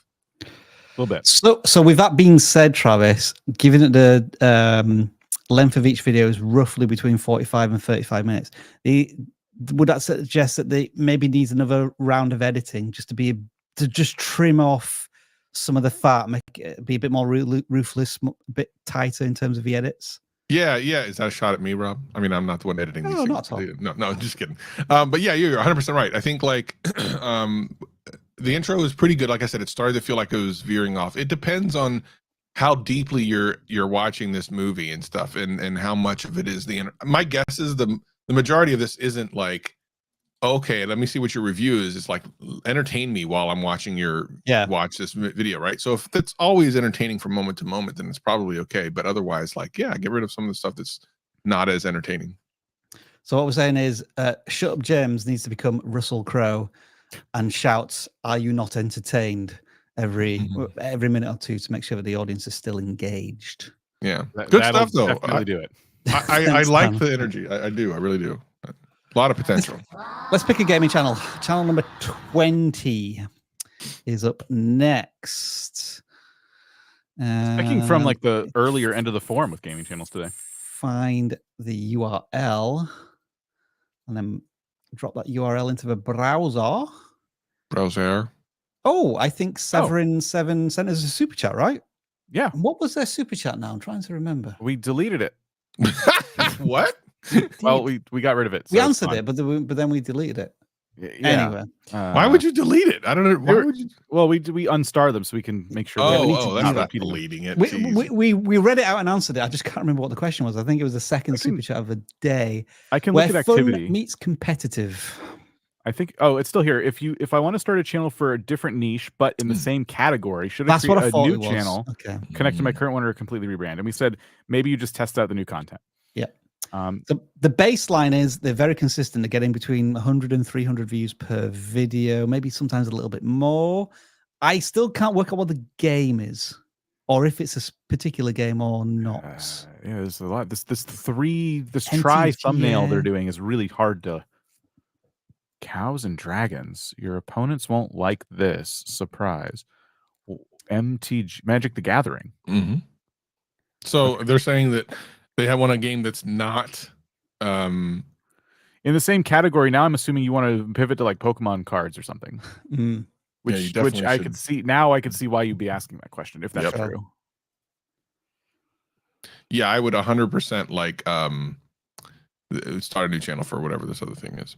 But Shut Up James was just letting us know the Ewok reaction was a test. Okay, I'm glad you're testing content on any of your channels. I think that's awesome. That's all very well and good, James, but shut up. Yeah, shut up, James. So mean. We got time for you. Already done with you. Shut up, James. Yeah. You know, I think this channel is suffering from both thumbnail stuffing and keyword stuffing in the titles. Like they're trying to cram as much as humanly possible into the packaging that I'm left saying to myself, what are you trying to tell me? What are you trying to pitch to me here? Okay, I've run out of patience. I'm moving on to the next choice that YouTube has for me. I'm going to give a kind of an interesting example here. I've noticed that Charlie, aka Moist Critical, has been doing streams where I don't know if he's opening decks or just showing his collection, but he's been like covering Magic the Gathering, and they're doing very well. Now you can't really do, when it comes to Charlie, like you can't really just copy his thumbnail style and stuff. He's kind of in this weird part of his YouTube journey where he can just wear a white t-shirt and stare at the camera, and that's the thumbnail. Yeah, right. That is the thumbnail, yeah. But it does speak. You could look at the comments. You could see what the audience is excited about. You could see, is he buying new decks? Is like what is he's going to help perpetuate this trend because he's so massive. Maybe people who have never considered Magic the Gathering are watching his streams and going, hey, like I've never thought of this. Maybe I should try this. So are there potentially new people kind of entering the hobby? And could you make some content to introduce people to this a little bit more if that's what you want to do? Something's got to be done, though, about the titles and thumbnails of what you're currently doing if you're going to stay with Magic the Gathering, because it's chaotic. It's really difficult to see what's going on. I'm going to dissect this thumbnail as an example. So we have 1, 2, 3, 4, 5, 6, 7, 8, at least 8 elements. And the title is Big Win Streak from Unexpected Card. And I don't see how the thumbnail complements the title in any way, shape, or form. Show me the unexpected card. It could be a blurred image of that card and then the win streak, or the card and a blurred win streak. That's going to be much more appealing to the audience immediately than trying to figure out this character, this character, this character. I don't know. This is too fun. See, it feels like a redundant thing to include in the title. That should be something that maybe comes in the video hook. And then the icons there are just unseeable. So I think we mentioned this earlier to another creator. Make these thumbnails not half as simple, but maybe a third simpler than what they currently are. So we talked about eight elements. The next thumbnail I want you to create, ideally have 3 elements, maybe 4 at most. They're putting themselves in the bottom corner. I think if they were a larger star in the video, they take up 1/2 and they hold the card to the camera. That's the other half. So Dan, remember this is a gaming channel, and I think this is a video game. So we're gonna. Oh shoot! Okay, so will have to be a graphic from the game. Okay, yes, but that's okay. You can cut out the card in Photoshop. So now it's you with the card. In the case of that specific title, I don't even think you have to blur the card, because if it's an unexpected card, people are going to want to know what it is. Like, you won with that? That's the reaction you want from the viewer, so they click on the video. But you're obscuring too much right now with the titles and thumbnails. Like, you're teasing something pretty cool in the title, but then you're keyword stuffing the title after that, and the thumbnail doesn't explain in our opinion, anything. So to summarize, simplify, I think. Yeah, and if you do pivot into another kind of card game, I still think you could try it on this channel depending on what it is. And our advice still kind of holds water here because it's kind of the same issue if you continue with the same exact title thumbnail strategy. Okay, let's change the background. Let's add some music and remind you that I've just decided that when I find the right music and I play the sound effects, that our super chats are indeed sponsored by ourselves with the QR code in the top right-hand corner, which is your summer kickoff to becoming a better creator. You can get vidIQ, the whole boost package, everything, unlimited access to vidIQ Boost for 7 days for free. Plus, if you love it and you want to invest, then you get 50% off the annual plan. The link is in the description. I guess what this is an ad for ourselves, Dan. You've done that, have you? Thanks. What? I just got to be honest about. All right. Those are the that was the plug. Now let's take the super chats. We have a new member, and they get a sound effect, which today sounds like this. Oh yeah! Introducing Motorsport Gameplay. Oh, real quick, Travis, can you check your channel to see if you have ABC thumbnail testing? Oh yeah. Yeah, let's find out from Travis. Probably not. I used to get a lot of things all the time, but that was back when I was uploading a lot. Well, there are channels here with less than 1,000 subscribers that just got it. So I know we saw some people in the Discord the other day with like 100 and something subscribers with it. Let's see. Nice. It would be right here, and I do. Yay! Hey! Hey! Travis is another one. Nice. Nice one. Let's go. Nice one. Let's go. The worst comedy writer. I'm a vidIQ paid member. Question: if we are all using vidIQ for our tags, then don't we oversaturate tags? I submitted it for a review. All right, let's not laugh. Let's not laugh. Okay, Nope, let's start. Yeah, I'll fair answer question. this one. I'll answer this one. Okay. And then we're going to move on. Yeah. Okay, first of all, tags are irrelevant to success here on YouTube. Let's start there. Wait, irrelevant or relevant? Tags are irrelevant. Okay. Keywords are important to know to understand what people are watching on YouTube. So don't worry about the tags. Like tags are just they're not a thing. Keywords, when you click on the different words that are in the vidIQ tool, will tell you how many people are searching for that keyword on YouTube, and that can be an indication of interest in that particular word, that thing, whatever it is, your subject, your topic, whatever. That's what you need to look at, and then you can take all the advice we take from here to take that topic to the next level and put it in a great title that people want to click, a thumbnail that people want to click, and topics that people want to watch. So it's just the beginning, but it's a great question actually. If you think about it, if you're new to everything, it actually is a good question. You know, tags are irrelevant, so don't worry about that part. My challenge to YouTube is, if you say tags aren't important, then why do we keep them? Right. But I think the same reason that we do. Yeah. I think it's the same exact reason. You earned yourself a knowledge bomb answer though, there, Travis. Well done. Oh, well done. nice. That's my first one. Yeah. Next super chat comes from PNK. Hello, vidIQ fam. If you stream on YouTube, where's the most common place to put your stream schedule? I've been testing some stuff streaming outside of YouTube and the community tab. As long as you keep your community tab up to date, like community tab posts when you just start out they don't go very far. But if you're regularly engaging on there and you're starting to see your engagement go up, the community tab can be a very, very good place to inform people that, hey, I go live on Twitch on these days. And you'll be surprised how many of your regular viewers see that. The amount of views I get on Twitch when I don't schedule out a community post for a stream is pretty jarring. Like it's a lot smaller. And so I've been thinking, okay, I need to make sure I keep my community tab up to date so it's not just Twitch promos all the time. So I'm making sure to engage with people and ask them interesting questions about the things that we like. And then every once in a while, I'm like, by the way, I'm live on Twitch. So I think the community tab would be a great place to let people know. Also, isn't just, I guess, scheduling your live stream 24 hours in advance kind of promoting your schedule in that sense? Yes. Like it's alerting people that I'm going to be streaming soon. Yeah, I was thinking more of a regular again. schedule. So if you stream on YouTube or Twitch or whatever it is, posting your regular schedule in the community tab, good move.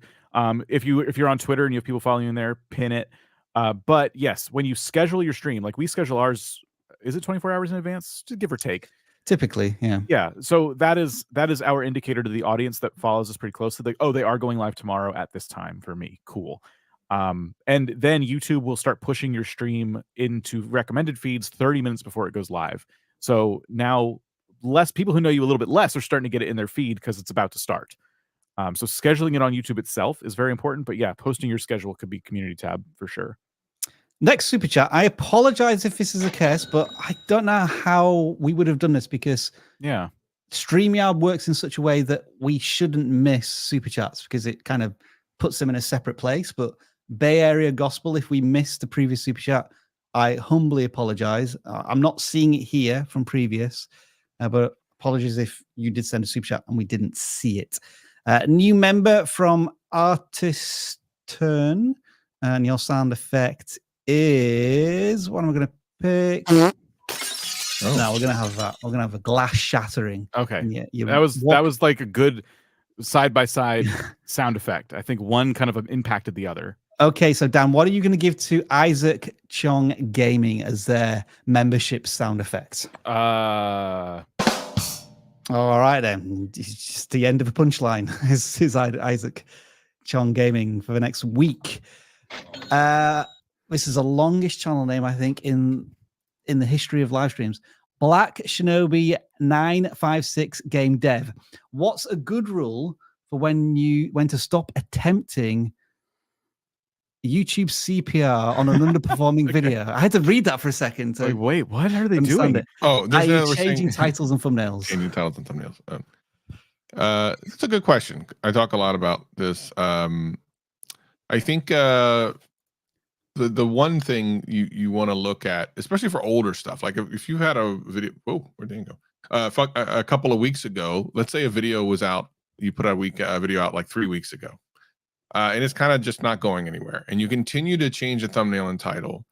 The problem is you actually don't know if you're continuing to hurt that video. If you just let it sit for a while, it actually could potentially take off, or it just might not ever go anywhere, period. Your time is better suited working on the next video. So I would say within the first couple of days, if you tried a couple of things because it's not working, it's time to let it ride, let it rock for a while, work on your new stuff.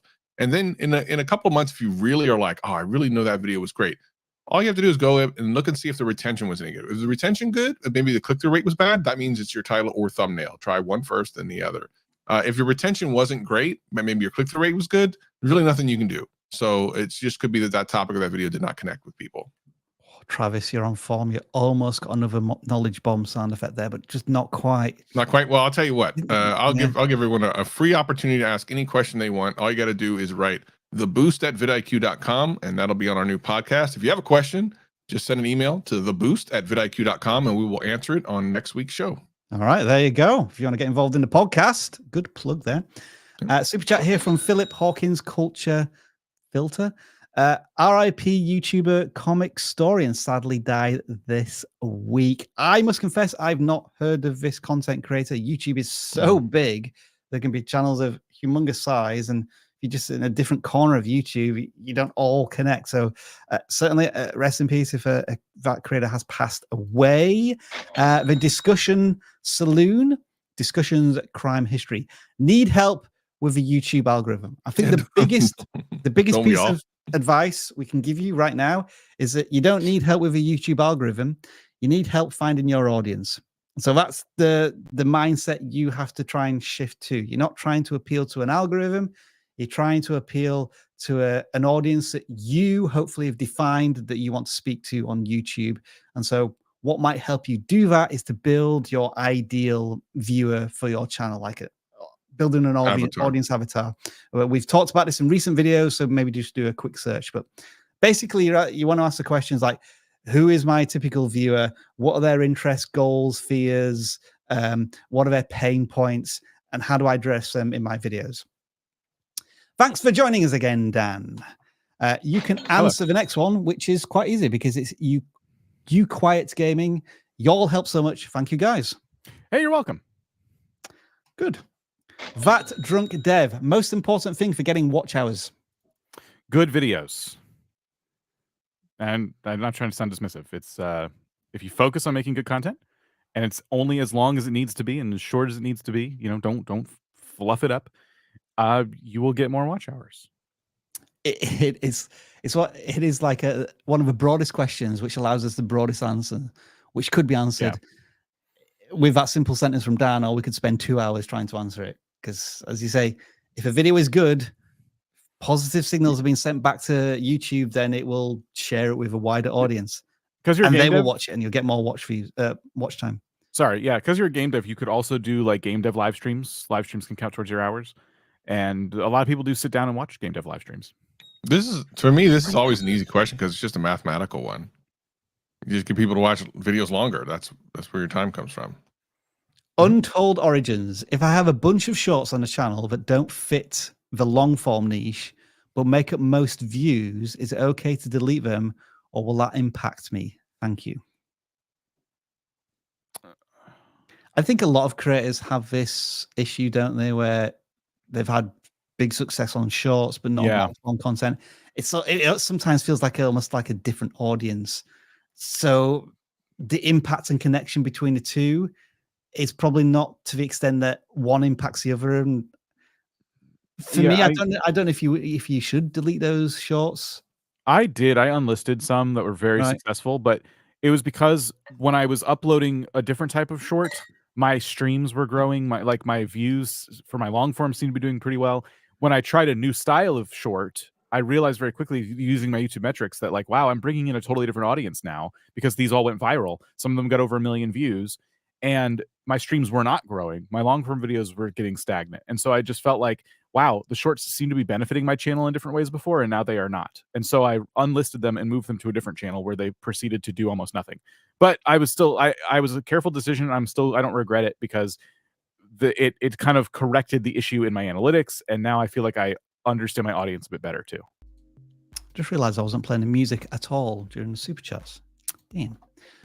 Gaming with ADHD and autism, which is better to get more views between shorts, videos, or live streams?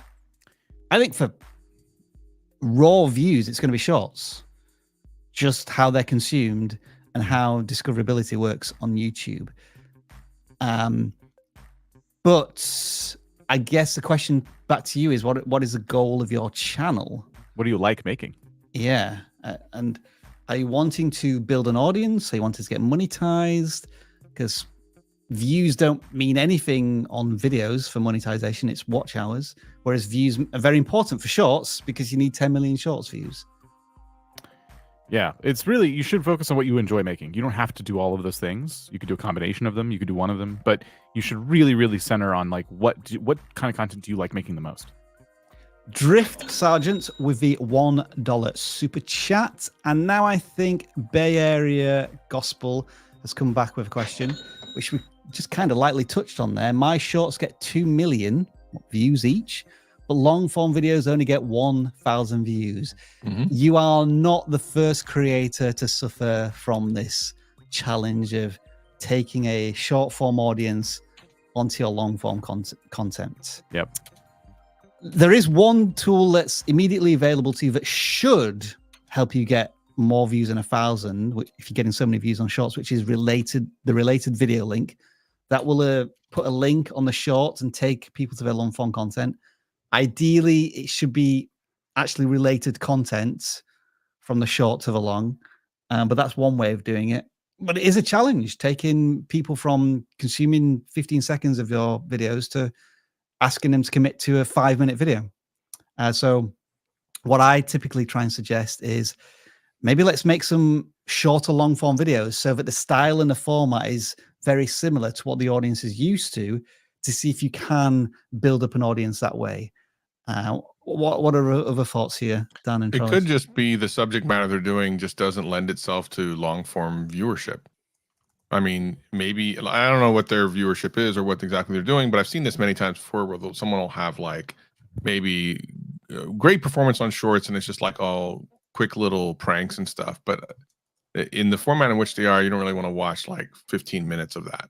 You just have to think about the viewer. Like, you have to really obsess over who your viewer is, what they like, type of things that they're already watching, and if there is a path forward on as a long form version of that thing.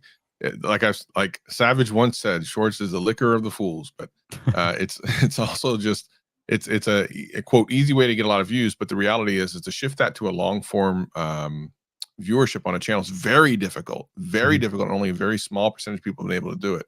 But when they have done it, it's because their short form content lends itself to being watched longer. So I agree with all of that, and I can give an example, Rob, from what you mentioned from a channel that is making shorter long form videos and having some success. If you could look up Cook Show with Trevor, I've talked about this channel before. It's one of my favorite shorts channels I've ever discovered. I've binged, I think, all of their shorts at this point. They're very consistent and very funny, and they are doing long form videos. This channel? Yes, but they're long form videos. They have thumbnails, and they are still shot vertically, and they're still very short. They're like less than 2 minutes. And you could see the views they're getting here. So like you're just saying, maybe you make the content that is working well in shorts and long form, and Trevor takes this to the next level by still making them vertical. And sometimes they just don't fit shorts, and so they go in the long form feed, and it's fine. The views are pretty healthy here. You kind of purposely break the shorts rule, which is it has to be under 60 seconds. Yeah. But, well, who says I'm just going to make it 90 seconds? Why not? Yeah. YOLO. So I recommend this channel to anyone, by the way. It's just a comedy pizza channel. It's comedy pizza channel. Yeah, that's the best way I could describe it. You're not going to learn how to cook actual pizza, really. You're just going to laugh. I have said many times. Just 1 second. Just 1 second. Shut up, James. Carry on. Shut up, James. That's going to be our meme from now on. I think, like I've said, even recently, I might even said on the podcast, like there is a channel for just about everybody. Now, who would have thought there'd be such a thing as a comedy pizza channel? But I mean, this dude's legit too. He's got a professional grade pizza oven. He obviously knows how to cook, but he uses his powers for evil, and it's really funny. He uses his powers for evil. Yeah. All right, we've still got super chats left. We probably need to go through these in a bit of a quick fire mode. Waiting patiently for summer, which has arrived. What is a good retention rate? It is when you compare your retention rate on an older video to a newer video, and you say, "Oh, hey, the retention's better." I love that answer, Dan. Compare against yourself, not against averages, because it's so hard to do that. It is. The lovely scrub. You guys are meh. Well, hang on, why especially Travis? Because they fear me, so they love me. Because you just made a goat noise. That's why. Look, James, will you shut up? Crying out loud. Dop3_DV. I should make a second channel, but for shorts only. I think we've established that you can have shorts on the same channel as your long form content, and the audiences seem so disconnected that it almost seems to not make any matter. Yeah, I've seen people with like really successful. Can you hear me good now? Yeah, I've seen people with really successful shorts channels and then just have videos, long form videos. They do okay, but they're unaffected. They're completely different like viewerships. They're not even the same thing. So at this point, I think we figured it. Once upon a time, we thought it hurt. I don't think it hurts. I just think it doesn't help. I think if they're similar, it's good to do them on the same channel. I think you could do them on the same channel if they're not similar. I just think there's more opportunity. If there's any chance of getting people to come to the long form videos, it should be similar. But that's just that's always what I've been saying. Fair point. Gamer dad on the spectrum. I got about 4.5 hours on one short and about 4.5 hours on a 7.5 minute video. How can I not get hate on vidIQ generated thumbnails? It seems like two completely different questions. I'm not sure what they're going after there. The first part seems like watch hours. I don't understand the question. How can I not get hate on the video? Maybe they're saying that they are getting hate on AI generated thumbnails. I guess it depends on like what your thumbnails look like, because some generated thumbnails actually look real. It just depends on what you're making. Yeah, you should. If you're using generated thumbnails, I believe in editing them a little bit. You know, you use it as a tool and put your own spin on it. If you're just using it on its own, sometimes you will get comments. But I've seen a lot of channels use them successfully, and they add their own. You can tell, okay, part of this was AI, part of this was them kind of adding more to it. Apologies if we misinterpreted the question there. Trending Tony, I just want to thank you guys for all the work you put into this channel. Priceless knowledge. Thank you. Thank you. Thank you. Some would argue it's worthless knowledge. I think that was specifically sent to me. Why Canhoon would you say Gaming that? HQ. Can I get a channel audit, please? Been 4 years now. Holy way. So, unfortunately, you are the winner of today's strike it off a bingo card, in that we said at the very beginning of this live stream that we do not audit channels based off of super chats. And you've been waiting 4 years. That's A long time. Impressive should wait. not- Yeah, but you should have a lot of information. You probably don't even need one at this point. If you've legitimately been here for 4 years and actually been paying attention, 100% you don't need a channel. 100% you don't. But if you haven't been paying attention, then that's probably the story here. We try to stress that we use the channels as a canvas for sharing knowledge and ideas and concepts, as opposed to it being all about you getting a channel audit, because that ultimately doesn't help everybody watching this live stream. So if you've just been sat on your hands kind of going, nah, when's it my channel? When is it my turn? Yeah. That's not the idea and the spirit of a live stream. So, But thank you for the super chats. so literally, I talked about this in the brutal, brutal advice for small YouTubers. That video is on our YouTube channel here. Make sure you go watch that. I mentioned this. I go, every time I see someone say like, oh, I've never been picked, and I do just randomly look at their channel, it's like they've never paid attention for a single day. So Let's audit some more channels while we've got the opportunity. No? Hey, we're voting for me this year for some reason. I don't know. What are we voting for? What? What's the, like, for what? I don't know. I like it though. All right. I'll vote for Travis, I guess. Yeah, sure. I don't want to feel left out. Travis for Prez. Is that? Oh, I don't want that job. Trust me. I'm definitely voting for him for that then. Yeah, I don't want that job. I don't. Delton Adams Lego, 2,500 subscribers. Oh, you know, let me see. That could be a thing. All right. Have to wait and see. Anyway. Oh, Legos. Anyway. This channel has some momentum. Yeah. What a cool channel. Look how many views to subscribers. Goodness gracious, they're killing it. Very strong. Yeah. I like so I'm wondering, because this looks a bit more technical Lego as opposed to the common box sets that you get. And yeah, if you look at the view counts, with the exception of a few outliers, like 87,000 views here, which is incredible, they're now just starting to get a consistent above 1,000 view benchmark, which is fantastic. How long have they been uploading?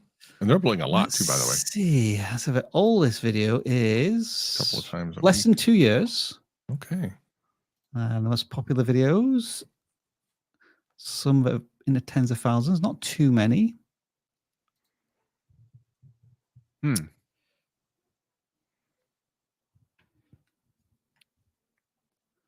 Trying to look at the thumbnail in the second to last video. I really like that one, just kind of stood out to me. And when you went to the most popular ones, it looked like the engines stood out more than some of the other ones. Like, there we go, Dan. That is what we try to call the golden vein of their channel, where Lego is clearly your niche and your topic, but you know what your superpower is? It's engine builds, Lego engine builds. So we're not saying that should be your every single video should be on that topic, but it is your go-to reliable format. And if you wanted to make a video, it's, every once in a while you want to do one of these, what's called a flagship or a hero piece of content, which you put more time and effort into and reaches a huge audience with a big idea. It would be around Lego engines, should you choose to do that. I mean, they have some Lego engine ones that are not as, like, the vacuum one is very interesting. They've done 3 of these now, but 89,000 views on this vacuum one. So these are sets. Are they literally building contraptions through Lego? If you are building these yourself without an instruction manual, you should be saying like custom Lego steam engine or something like that. Like, using terminology that Lego builders use when they make something and not just buy a set and build it. I'm just wondering, wouldn't the title be like "I built a Lego blank"? In this case, a Lego vacuum. That feels. Or I built a Lego engine. I built a Lego steam engine. I built a Lego elevator. Yeah. Can you build a Lego elevator? I don't know. I tried vacuum modding my old Lego Briggs and Stratton engine. I mean, I would have done a different title completely, but that video did very well. It did, yeah, it did. That's cool though. They even think that that's creative, and that's the thing. It's like some people just get Legos and just do Lego-y things, or you can just go out there and go, look, no one's doing this. And then I think that the creator should also make some decisions about formats. Just looking at the truck trailer ones, like you've done several of these recently, and none of them have got more than 1,000 views. So I think it's time to just end that series on your channel and just continue to lean into the more successful series. But again, just not doing them all of the time to give you a bit of creative license. But yeah, definitely the engines, definitely the vacuum. What will be the next? But if you scroll down a little bit more, there's a tape measure one to build. I want to see on the left side. There's going to be the tape measure. That one, 1.5K. So I kind of like this idea of like, can you do more real life builds? Maybe it's not just engines. It's maybe you could play around with little like tool like how effective would a Lego hammer be? I imagine just fall apart, but that could be kind of funny. That would be cool. I tried to build something with a Lego hammer. Actually, I would watch that. I tried to build something with a Lego hammer. Like I tried to build a desk with a Lego hammer. Yeah. I would watch that. And you keep having to modify the hammer so it stops falling apart. Yeah. Like the whole that's journey. The point. I would love that. Have you ever seen those videos where they have like a ramp that changes in angle, and they have to add different bits of Lego to make it continue to climb up the ramp? Like they add a new engine or to widen the wheels. There's always those fascinating ones where like you can use Lego to defeat a physical obstacle of some kind. I like that. Yeah. So I guess what we're saying here is generally Delton Adams has these cool ideas for building engines and technical things out of Lego, and we want the creators to continue to lean into that, recognize when they find successful patterns in this and keep them as their go-to content, but don't get too stuck in that one series of videos and keep experimenting with other cool things that they can try and build. Yeah, absolutely. And maybe do you think the thumbnails could maybe do a bit of improvement, tweaking on some of these? Just like I'm looking at these vacuum ones, maybe like a better background or more. Just needs a pop. The lighting, pop. That's it, Travis. Yeah. We need some more pop. So like increasing the saturation, that type of stuff. Yeah, I mean, like the one for 2034, 20. I mean, you can see that easier, right? So that's what we're talking. And the steam engine one even is pretty good. Yeah. Good channel, very interesting channel. Yeah, let's try a gaming channel now. And so they have 405 responses.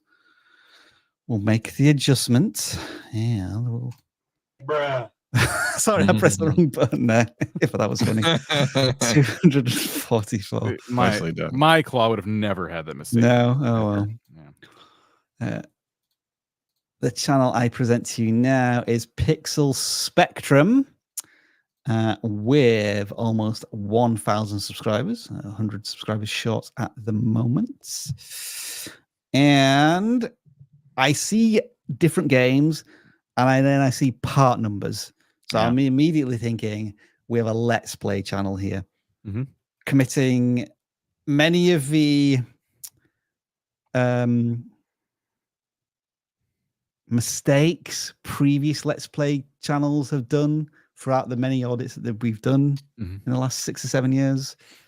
So how do we summarize this up? What's the elevator pitch, Dan, to get them out of this routine? Well, I was going to say, for their latest video, I will say congratulations on being the billionth person to post a video about finding diamonds in Minecraft. That is this is what we got to work on. We got to work on the draw of not just the video itself, but if you're going to do a series, what's the draw of the entire series? You should be working towards a specific goal there should be an end in mind when I look at the title and thumbnail and think, okay, yes, it's a Minecraft Let's Play, but they're trying to do a specific thing. They're trying to rebuild some kind of thing from a famous movie, or they're trying to survive with only one heart for as long as they possibly can. I think if you're going to be a new channel that's going to do like episodic series in a game, like gone are the days where you can just say Outlast episode 1. That was old school YouTube. That worked for a lot of channels back in the day because there was a dearth of gaming content. And then as it got more and more popular, it became more and more competitive. So I would like you to be a little more competitive when it comes to titling and thumbnailing. And let's focus a little bit more on what you're playing and who you're playing it for. You have Sons of the Forest, you have Grounded, you have Payday, you have Minecraft, you have Counter-Strike. There's not enough audience crossover, in my opinion, between a lot of the games you're playing. So I don't want to box you into just say Minecraft forever, but you seem to be interested in it. So try to get a little notoriety playing a game like Minecraft in a unique way that resonates with you, and maybe do a little bit of research before you just jump into your next series, right? Like take your time making the series, crafting it, thinking about all the different things you want to achieve, create a nice, easy, digestible list of goals, start episode 1 really strong, and then continue doing that episodic series with that pitch in mind of like, I'm trying to do this in Minecraft and it's day 4 and blah, blah, blah. That is like a more modern Let's Play, in my opinion. And if it's this kind of content you want to make, I think that's the best advice I can give here. What I've done is just scrolled down to like 8 months ago, and we can see that the creator was pretty much doing exactly the same thing. Or back then they were doing, let's play a game, multiple part numbers, and then I'll move on to the next game. And so if I scroll up here, we're talking about maybe 100 videos, and you're essentially doing exactly the same thing, and hoping and expecting something different to happen, and it's not. So it's time to not just play a game and then upload it. Time to maybe spend a few days away from creating content and have a think about really the content that you want to make that's going to make a difference to your channel at this point. Because if we audit this channel in 6 months' time, and if you're doing the same thing, it's very likely you'll be getting a very similar amount of views, which is less than 100.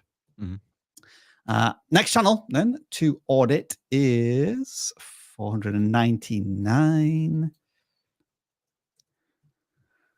I pressed the wrong sound effects again. That wasn't intentional. I've just got it locked into my head now. I think AI CLAAAW is going to get a new catchphrase. All right, we are now auditing a channel called Chad Mullins. Chad Mullins brings to us with nearly 1,000 subscribers from just 10 videos, which is interesting and exciting. They do have one outlier here. We'll investigate that in a second. Looks to be DaVinci Resolve tutorials, I would suggest. Which is cool. They've certainly got their channel focusing on, I think DaVinci Resolve is free these days, isn't it? All of his free aspects to it, which means it's a popular program. I think they should do a video about switching from Adobe to DaVinci. So that's an interesting crossover piece of content, Dan, and like has a big total addressable market. It's also trending because Adobe has just upset a lot of people. This is because now they're basically saying anything you make in their programs we can use for their own content. Which is, I wonder how long it'll take them to backtrack that. We're probably like a couple weeks away, I imagine. I don't even know if we're that long. With it. There's a lot of people right now urging people to switch, so that's a trend for you. So that's actually so go ahead and start making that video right now. If you want to switch from give all the pros and do that video right now, brother. The thing I want to say about this channel is that when it started a couple of months ago, their benchmark was maybe 100 to 200 views. Then they had 2 outliers, 1,000 views, 35,000 views. Fantastic. And then the views have plummeted again, but the benchmark is higher than what it previously was. So I don't want this creator to be discouraged that they had this one viral moment and they've not been able to replicate it. The fact that your view count, generally speaking, is going up and to the right is something that's good. What I would suggest is if you want to try and replicate the specific success from this video is you do a follow-up that is around how to do cuts, whether it's the most exciting cuts or a listicle of cuts, the 10 best jump cuts in DaVinci Resolve, like a reimagining of that video would be something to try and tackle. But other than that, I'd say this channel just needs to keep creating content at this point. Would you all agree? Oh, yeah. Tweak of the thumbnails a little bit. They're a bit complicated, a little busy. Simplify them a bit, but otherwise, keep doing what they're doing. Like I said, I would definitely jump on that train of like people wanting to switch from Adobe to something else, and I would be all over that right now. I'd be making videos about how to switch and how you can do certain things you do in Premiere and do it, or you can do it over here. Like all the things someone will want to know if they want to switch. Good idea. I'm going to press the right sound effect this time. Bruh. Oh. Yeah, I did it. Sucker. I've learned that AI CLAAAW heard the new catchphrase and is taking note of it. Oh, that'll be great. The Shut Up James. No. Honeybee. Welcome to YouTube. 14 subscribers, 15 videos. Where's the .exe videos? Channel? Say that again, Dan. We were just looking at a gaming channel, or no? No, that was an editing channel. Oh, sorry. Okay. Yeah, this is all starting to blur together now. Okay. Yeah, this does look like kind of a .exe meme kind of. I think this is one of these channels where we just give each of us give one piece of simple advice. Because this channel's fairly new.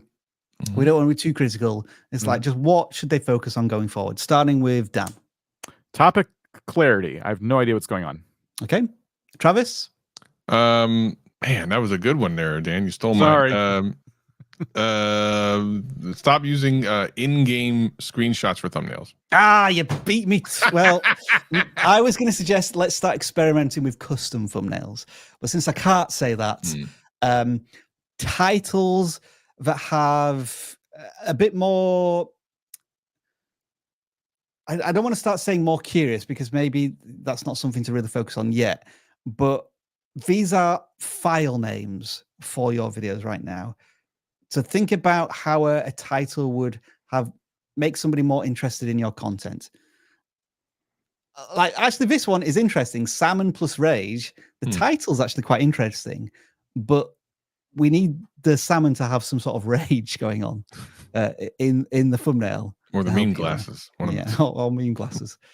Anyway, I think everybody, we've come to the end of another magnificent channel audit session. Thank you, everybody, for joining us. Let me remind you that it is awesome, and you have a golden opportunity in the... That music just kills it. You can't have the music. You can't have the music, because then it's going to sort itself out. Everyone can hear you got right? it. Now you're good. Yeah. Now you're good. So it is the start of summer, and it's time to take your channel seriously, and you can do it for a lot less now with vidIQ, with the QR code that's right next to Travis. Travis, look at it. Thank you. And that's going to give you a 7-day free trial plus 50% off the annual vidIQ Boost subscription, should you choose to take it. There's also a link in the description if you want that way of adding a coupon to your discounts. Otherwise, thank you for joining us. I'll give Dan 10 seconds to say whatever he wants. Check your YouTube videos for the test and compare tool by going into a thumbnail and trying to change it and see if it comes up. Absolutely. A lot of people just got access to that. I'll give Travis 10 seconds. If you have any lasting questions to ask, email theboost@vidiq.com. I'll put a link in the chat for the actual podcast, and we will answer it on next week's podcast. So just theboost@vidiq.com, and we'll try to answer them. Thank you for joining us this week. We'll be back, as always, next week to audit your channels and help you grow as a creator. Otherwise, this is the vidIQ family saying from us to you, have a great week. We will see you soon.